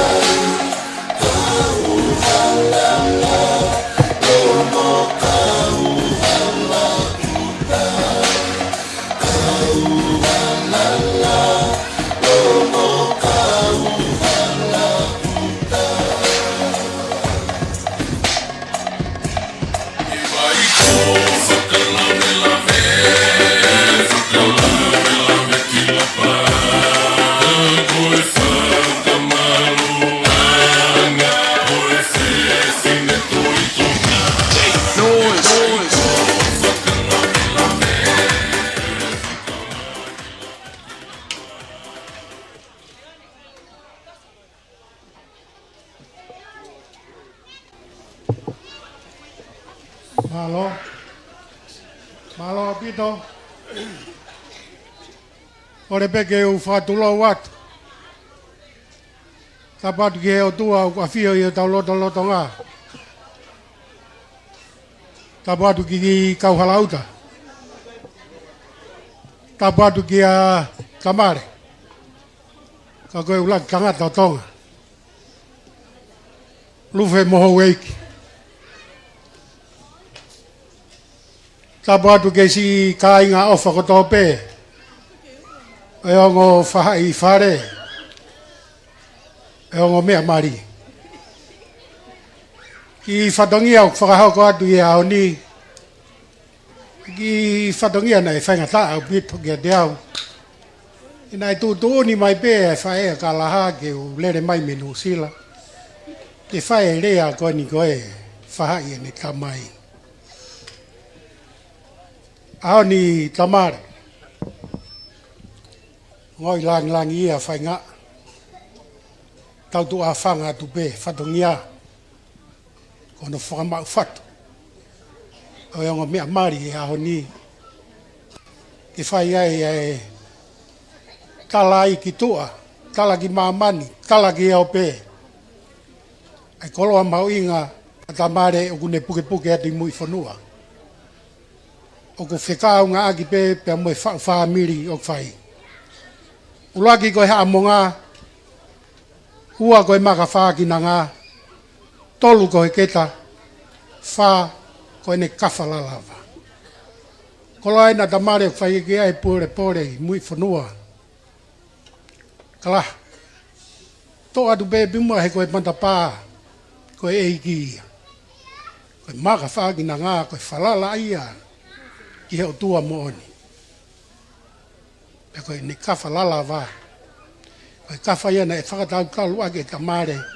A singa e ne mata mata lele i. Pe mene hanga hai a ukupu kotoa e whare. Ke tō ma. Pe whata mua pe ke eiki. Whakahau kotoa e pe a ki whakame eite. Mea mua whaamiri. Ka inga. O kuia e si i au. Na ai ne turi mai ke whatongia koe ni i ao ni. Au nofo Hawaii. Mea pāngo ia na kai ne whatonga e tamai e koe ni expire ne passporti.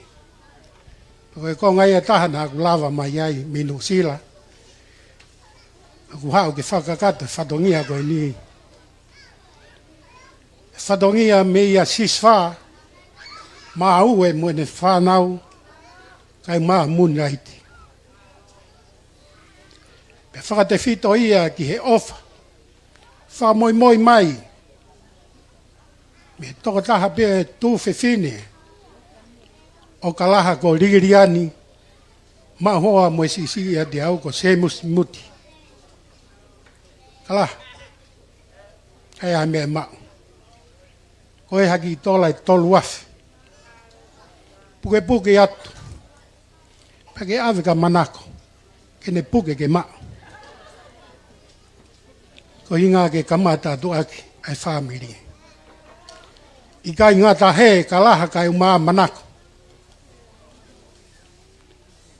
Teu toi whai pe haki i whiinga he. Nā toi mau haki mea ke whakalahi atu ake o wha. Ko hinga koe kamata anga o i Famili. Lewe vai malangkau tatau atu.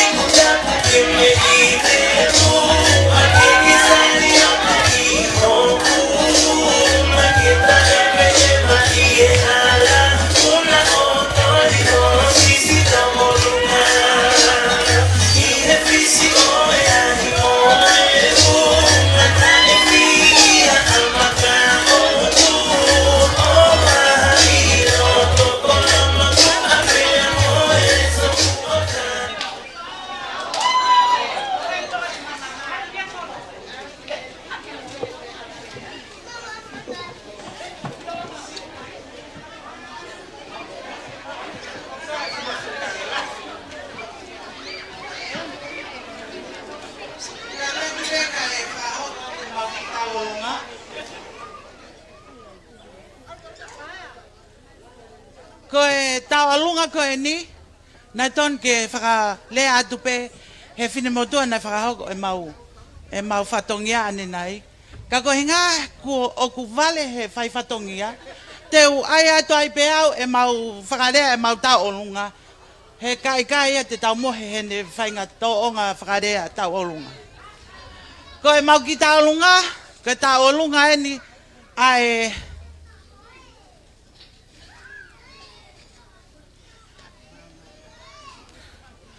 ai ongo whae tangata a Kalaha. Kalu seti Junia Holani bea mo havili kaya wha Holani bea mo e whanga whae a Kalaha. O ki kai keha mea e mau. Ko e tau o lunga e whakahakat pe e ongo ki i tō whiwhine a Kalaha. Whak mo ui mai lau pia mo e talua uhila. O na teki ko e tahamano.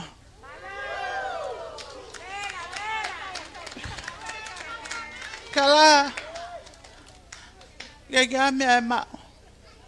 Ko e mau ose ngata haena. O ko atua kia e mau ofa. Lahi atu kia te goe mo manako.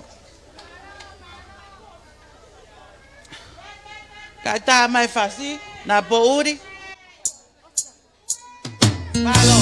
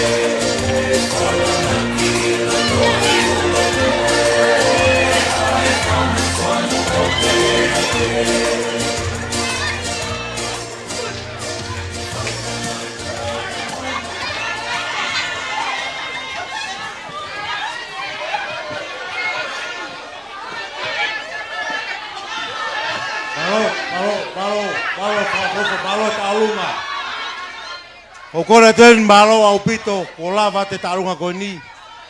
Ka e tu ke ta hoko atu. Te ke whahako atu e ki motuari ka ko tomu atu ko ene whapapalahi ki a tamare. Bara ke whalau maare rea tamare. Ka pe ki he hongo matua maari he ahoni. Malo e mau famili le rei. O kore atu. Tuan ke usi hao hake ki motuani. Ko ki motua ko ni ko ki motua o iau tai loa. Ka neongo se tai loa ka ko whenga peke u kau he lau ke hange ko lau koe. Kau he lau he kau. Ko e lea nie me ta whaki kone o e whae. Whae kone a Kalaha. Whamane more, ku te ongo i peka kita. O ku te ongo i te rea. E fukakai o mau e nau mea.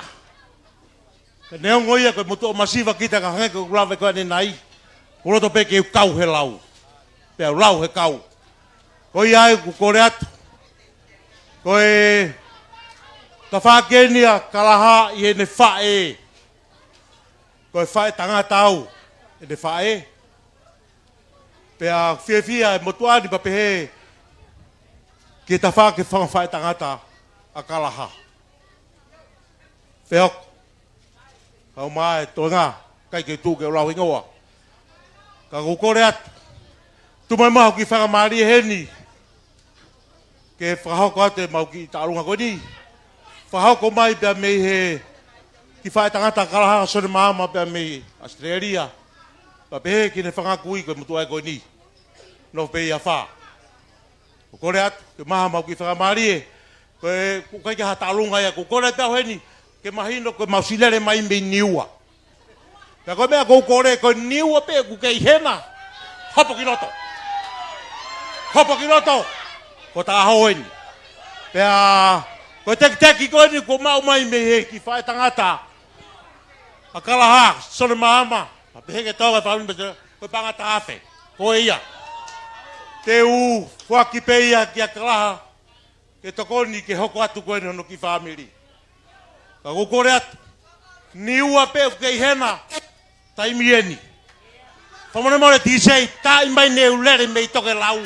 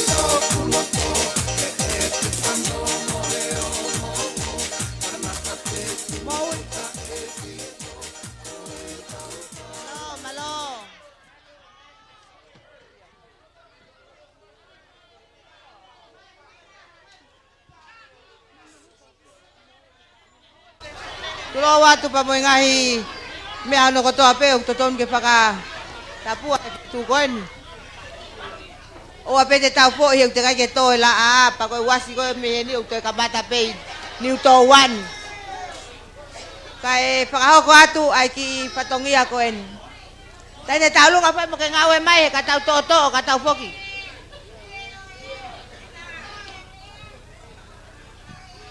ko ki taulunga masiva ko ini.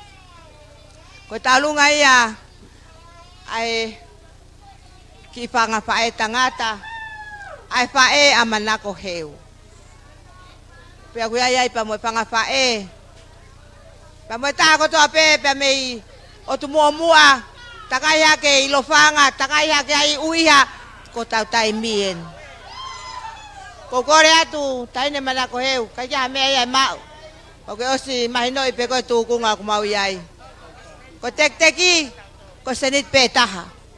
Kataki me hake o to ke kume aki se amo ki whakamoko. O nga he te tau whea ope mo ki mo ai aho no koto ape. DJ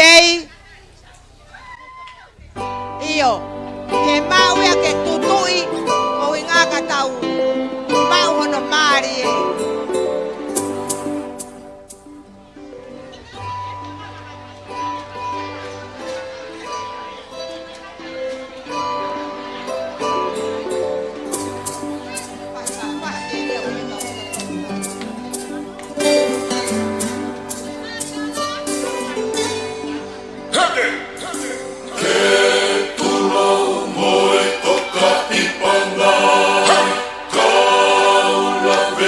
Yeah.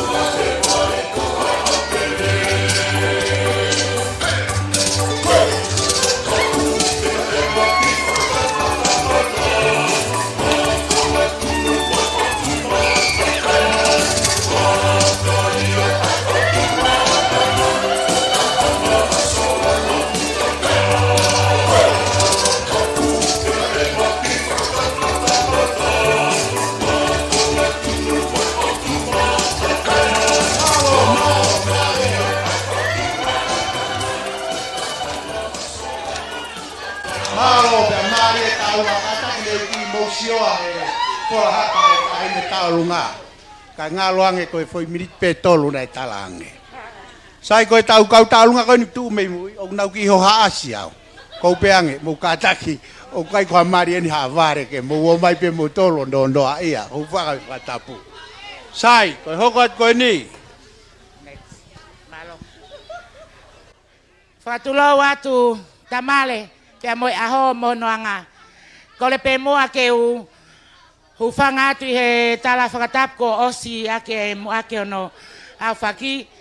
Kata mo au ke fakahoko e ki fatongia koen. Ko e matunga e ki talunga a koen.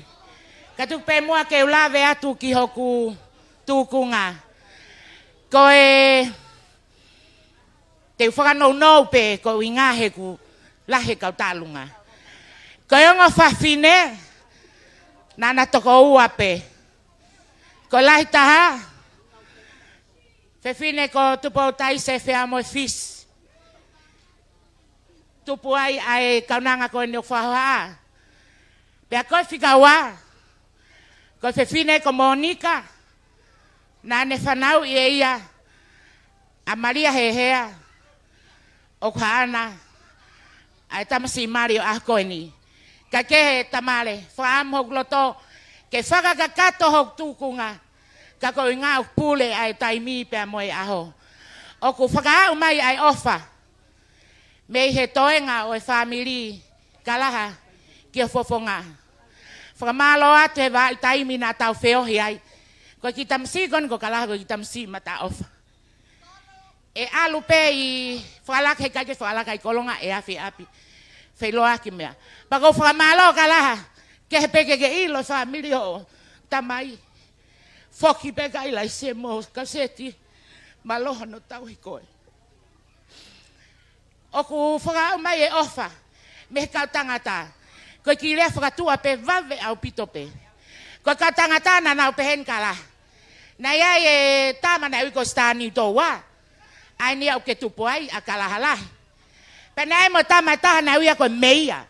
O ki e tama ko tama e ko whono whehi lolo mana ia. Ko ia ngai mo natula e Famili koe ni. Tatakai mai wai tama ia taha na nofo ia mi vavau. Pena iloa pe ia ko tui vavau. Takata ko palan mai pulu. O ki hene ai a Tongatapu. Ko whafufonga me Famili ko ia. Peange kolonga tamare. O ku ia nonu, o ku iloa ko ewe lo tangana. O ku iloa ia i Maui, ko e kinka mehemeha. Oua te ke hoko ki ngā hingoa ko en ko whakalawa tu. O tautou mari, he? Ko e katoanga o e aho ko e ni, sila i pia whakamau, tō tahape o hange ko au. He ko ia. Kai tuku pe mua tamare ke whahoko. Kai ke a teke tā lunga Kalaha. Ke whaunga ke ai whia kainga pe moi ofa. Pe moi manaki whai toka. Ka oku oat peki mea ofa koe ni. Koe ki tōlai ne taha wheni mange au. Koe kukuku ai Famili. He nai ton ke ma whataha pe mo petulisa. Ka koe uhi ngā ai pe koe whahu spesiolo. Tulo wat. Ai ake na mo foi lore kau. Ko iai, tai mai pe fasko uiha.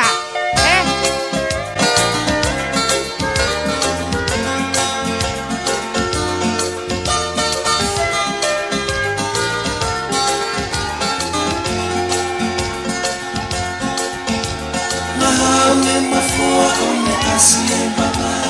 Nefana ine ai tukua. One takafia akaliwa. Foto ko umata unaina. Mahame mafua one asie baba. Nefana ine ai tukua. One takafia akaliwa. Foto ko umata unaina. Hello fia moe otua. Faloma kia fanu okai fifi. Oi koe akia oe amanake. Foto serenite ke tuhu akali. Hello fia moe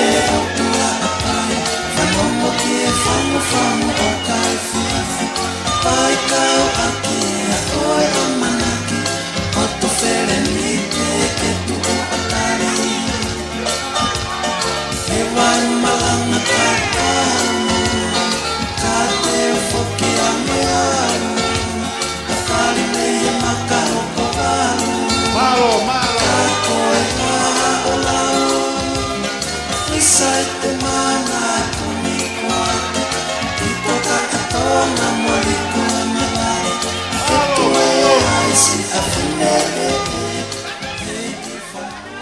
Malo bito koe ki mea whawaiwawene e kainga. Koe ki tahine o ku whiu kumi holo. Koe ki tahine nei kau he laini.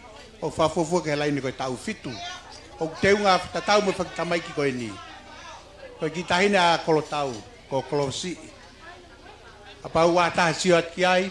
Pa mukata ki o kalange ki ai ke hau. Ki he tangata iki ko una tupe tawake apsiasi. Hoko atu e tau polo kalama. Whatapat kia tamare mo ho eiki. Pea koukole ke u whamalmalu atu e ngai whatap ko osa no awhaki.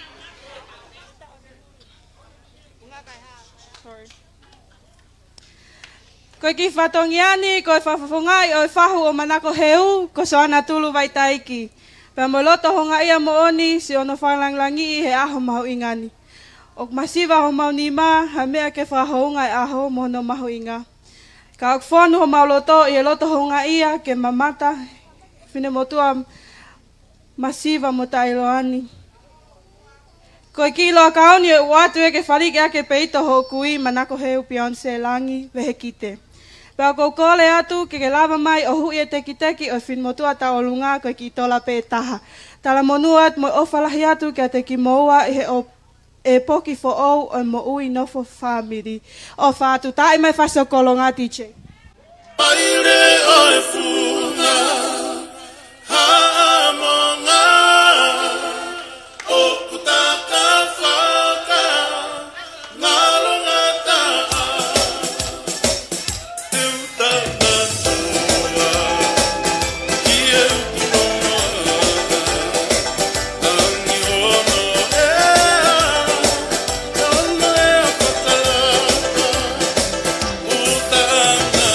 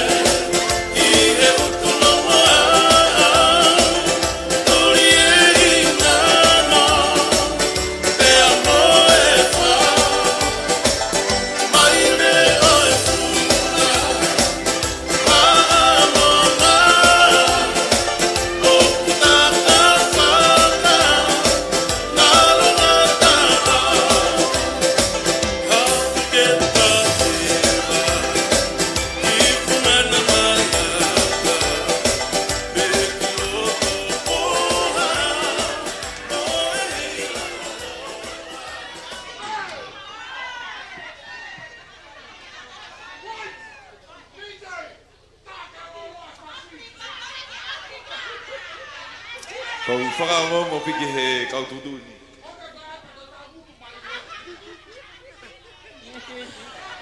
Ko tomo a toko peha whakawheta i ki he eiki toi tuu. He tawa o sia mai ai aho whakawhiawhia ko eni. Tamare, ko le pe mua haata, kai whakahoko atu ai ki whatongiani. Kalaha pia moheu, ko ki familinia, ko ki famita iloa. Kai ke mau poto ha mea, pa ko ke mau poto he lea. Ko mau lere mai pe he aho ni. Ko si o mai pe, si whakahoko ate foi taolunga Ameriki o la waka. Paku atu kotoa pe, mau ki kukukuku koe ni, mo kore tai pe ka kalaha pe mo heu ke mo kātaki mai pe, o hui atu mua, ai ki teki i he ulu e tāhine tau o lunga kātaki. Paku atu e pe, ai ofa lahi atu, ka koe kalaha, pe mo heu, me he famili o Ameriki o la waka, tua whātu. Malo, malo. Koe puren.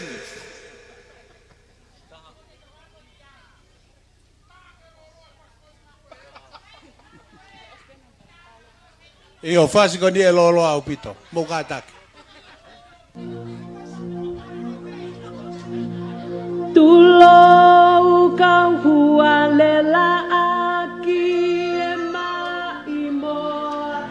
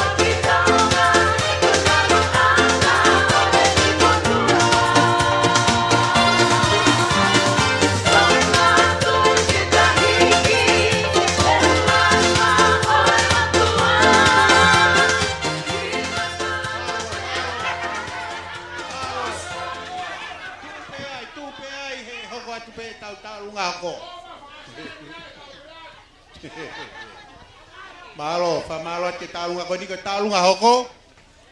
Ko e taulunga ia ai ongo fae tangata oi ahoni.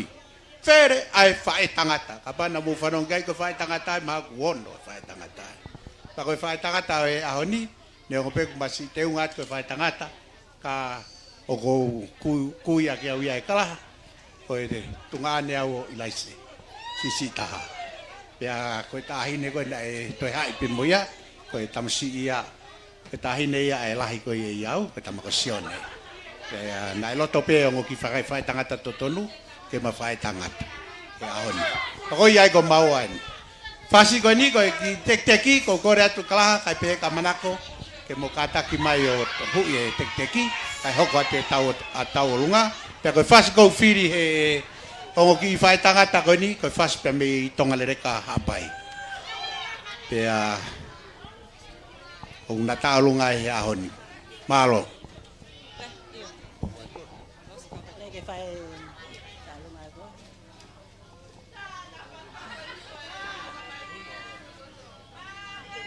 Malo Henry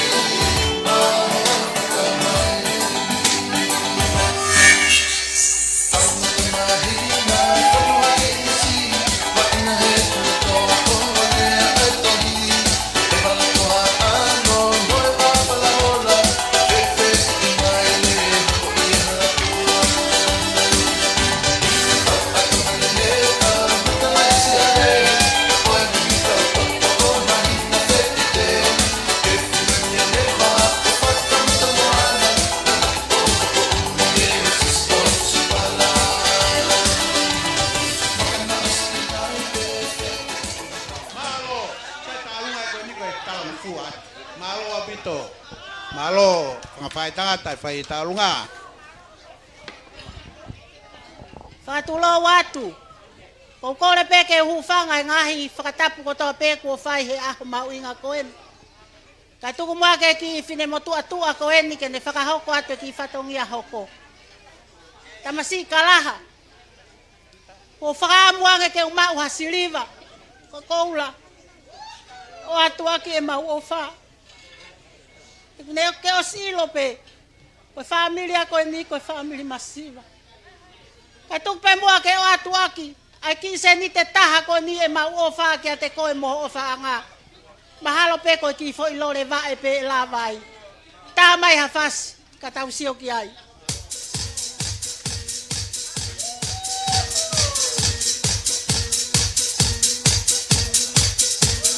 Te ilangi mai, te ilangi mai.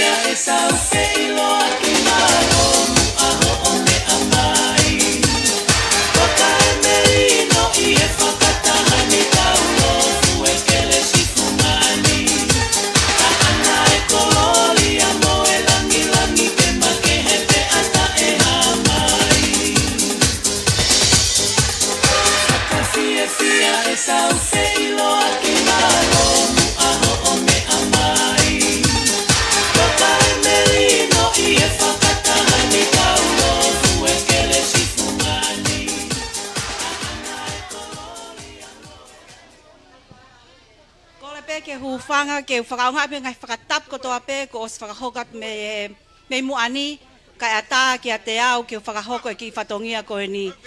Koe ki taulunga koe ni, koe taulunga a Palestine poha hau. Ko tui ma whakatou mau pe, Palestine mo whae a Kalaha, kai pe hefo ki a te au mo tamai a Kalaha.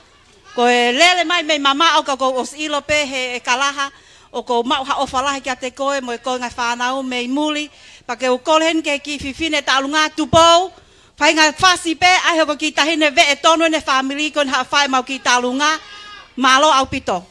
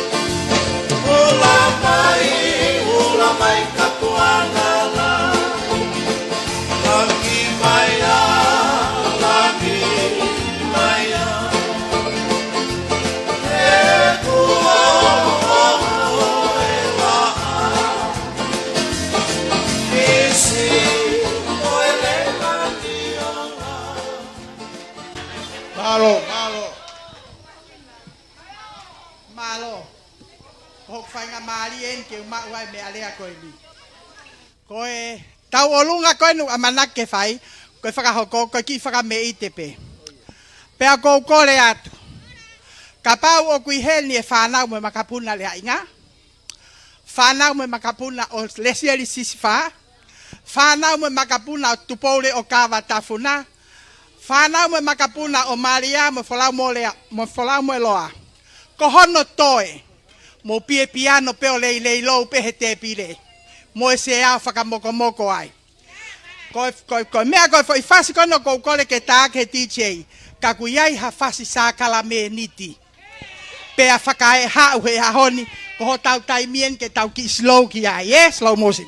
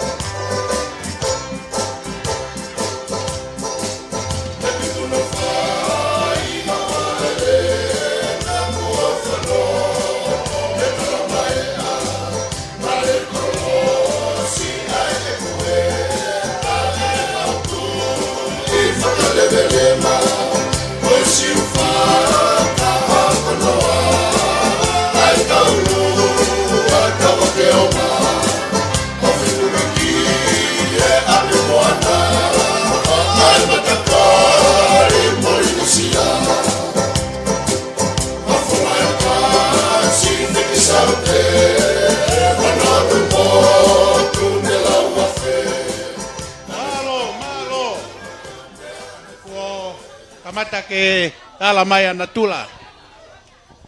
O to e tawai he a koen. Na aku whahako atu adenai ke whai erea ai Famili ai tamai a Manako.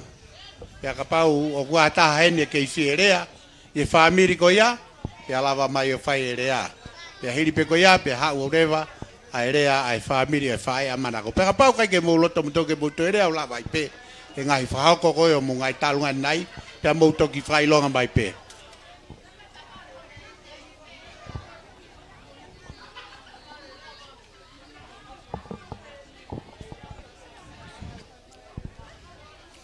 Kou kore atu ki he e ongo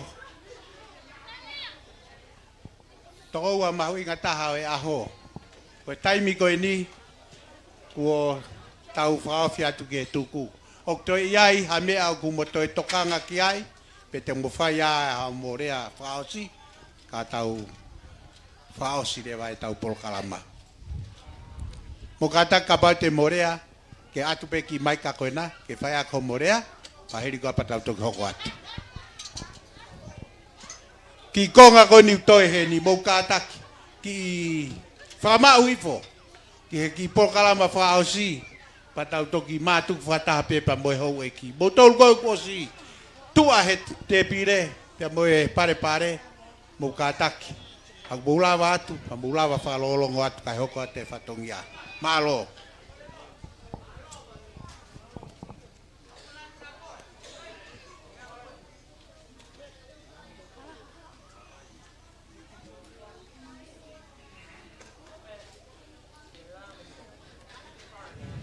Malo apito e mawhainga maali e.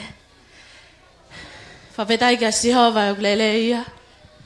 O tolonga tai ngata ne ala ofa. Whawhetai kia te ia ake o loto kotoa. Moia kotoa pe o kuia te ao. Whatapu ke awhia tolo tai o tua e talo tonga. Tamai alo mo lau maali e.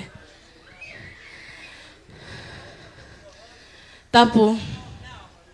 Watu kia hou eiki, tapu atu kia matapule. Tapu atu whaiwhekau mo Famili. Tapu atu pisope mo Famili. Tapu atu ke kau maulakanga kotoa pe. E siasi. Tapu atu ke ulu motua. Yo Famili o Kalaha. Tapu atu kisi ema ongo whae ke wahanoa. Pea whamole na oku iai hatu ungalakanga o ton ke whakatapua. Kau tau mia i kau nangani. Tu ke eiki ke ne whai o whakakato. He kune tokai mananga e mea no kotoa. Kore peke o whangata e pe lau maaria tatau. Ke mawhai ha whakamalo. Pea oku hange koe lau.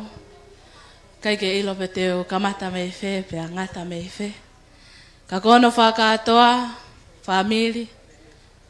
Koe aho koe nina e whaipono whakatutu e tangata. Pea whawhetai koe kawa eiki. Malava leipe, pea nabanga lie pea e mea no kotoa. Whamalo ke sihova, hene kau e ki palani na e whai. Kua hoko, pia kua lava. Ma fia.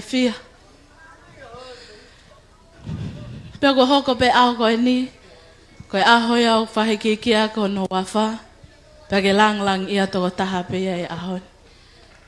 Oko ata whamalo lahi, ke whaiwhekau, Palestini, Bisope, Hoeiki, Madapule, Ongo whahu e aho, Malo au pito, e mea no kotoa. Ikai ke lava o whakalau, o mo ngahi ofa, mo ngahi lelei, ngahi toko ni, Ogo ato a whamalo lahi. Ogo ato a whamalo lahi ki he Famili o e kuhoa, Kalaha Vehikite.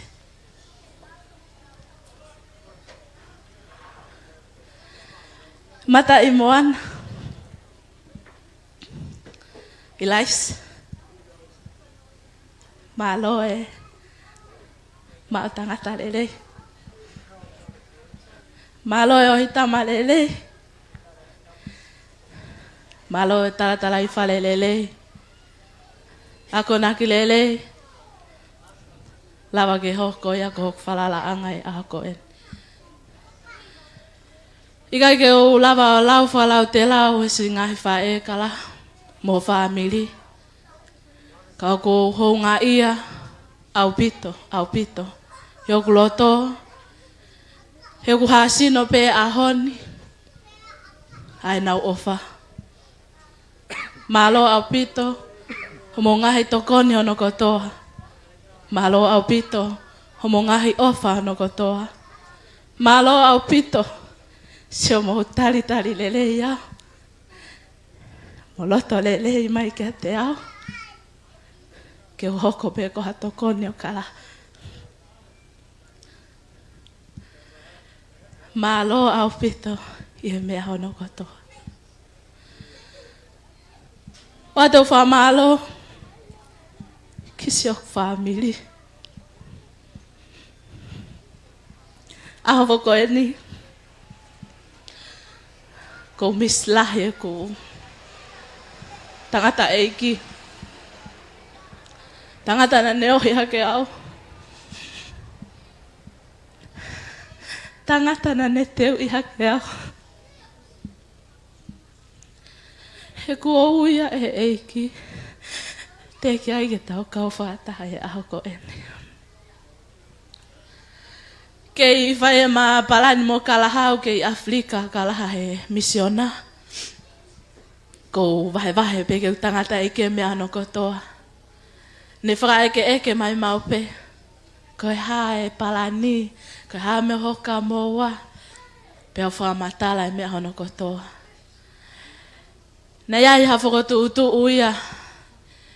Ki he mahina atu ke mei whaoso e tau ko e ni. Kana aha ne lea. O ka hawa Kalaha. O a te toloi o kai ko ha hopo. Ke te ai o toloi. Whawhetai e na ma te kaki pe mea ono kotoa ke eiki. Na ma whakotutu e maua e maki i mahina. Ka koe mahina e nea eiki. Whawhetai ke si hoa. Papa.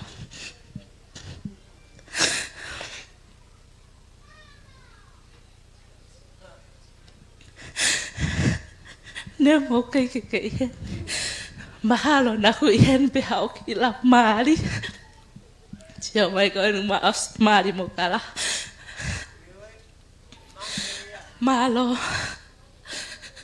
Malo he me ono koto. Ko ma o fala ya.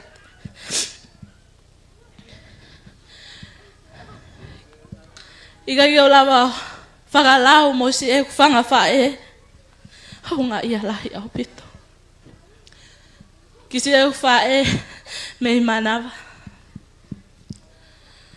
O kune i he wahanoa.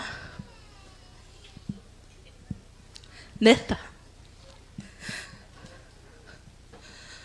Malo he mea koto. Kai ke u me ngari whewhine ahoni. Ka koho o wha mo tokoni. Ne ongo o mo i e wahe mulina. Si e maongo whine eiki, si e maongo whae. I kai ke ma pole aki. I homo i he whanua mahu. Hoku ma ilo. Ma o whaingata e. Paanga. Ka koe ahoni kai ke aha ma amanaki. E whaka ofa pehen. Malo homo tokon.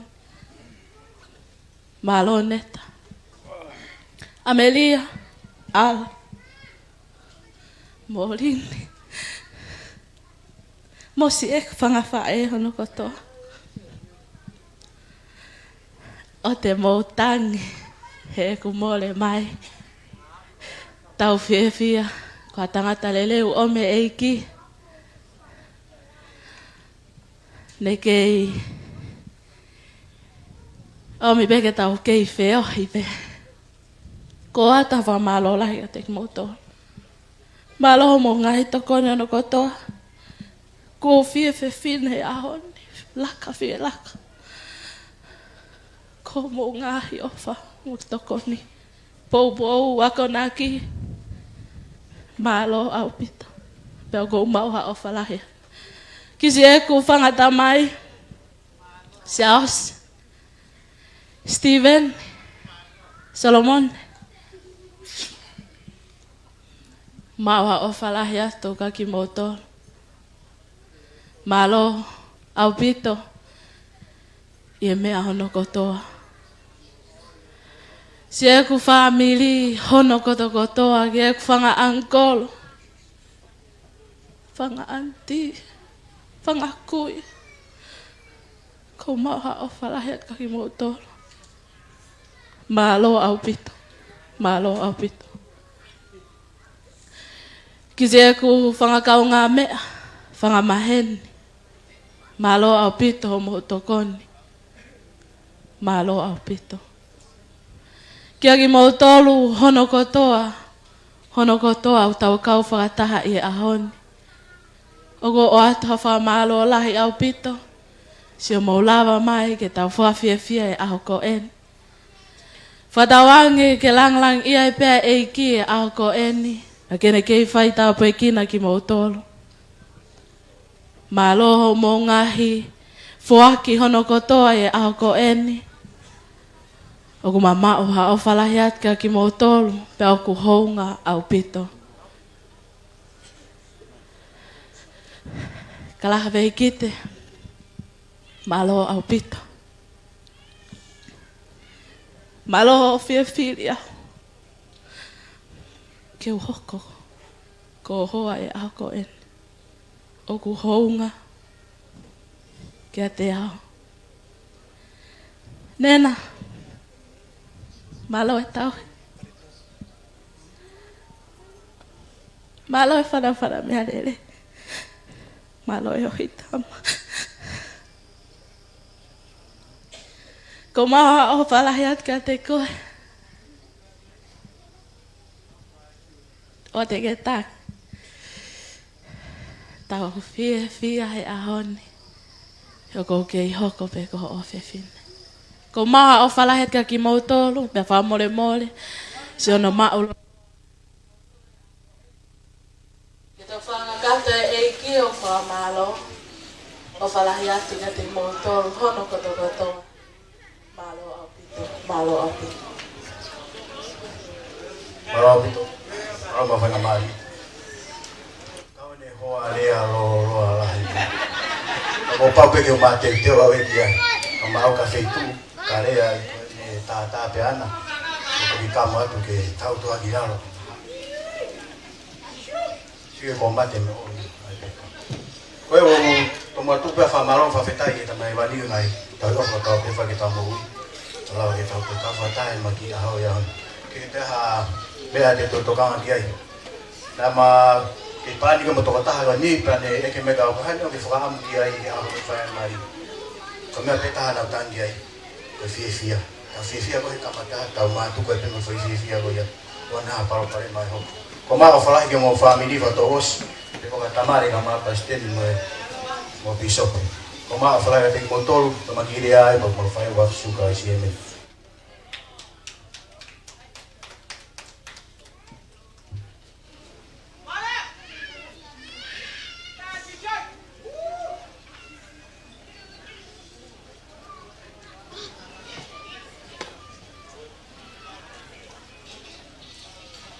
Koe peke o whara pene tā mara totoa.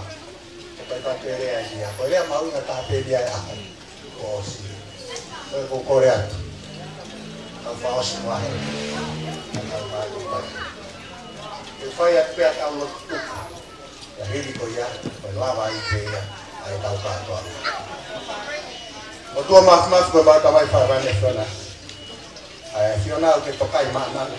Ia ko ke lango laha. Ko mau au sia, a tome ki fao si o pau katoa nga fia e ako. Pea pau frafta e a fiona, i tuku taimi, i tuku whainga maari, o whakalaulau atu tula. O lawa e mawhata. E mai tunga katoa pe pau heni e tua, o a e mak lalo. Ma kore atu. Ma fok au ki matoto mau mai kunua na taha. E a whamati. E mau lotu uia, e wapa au sikos.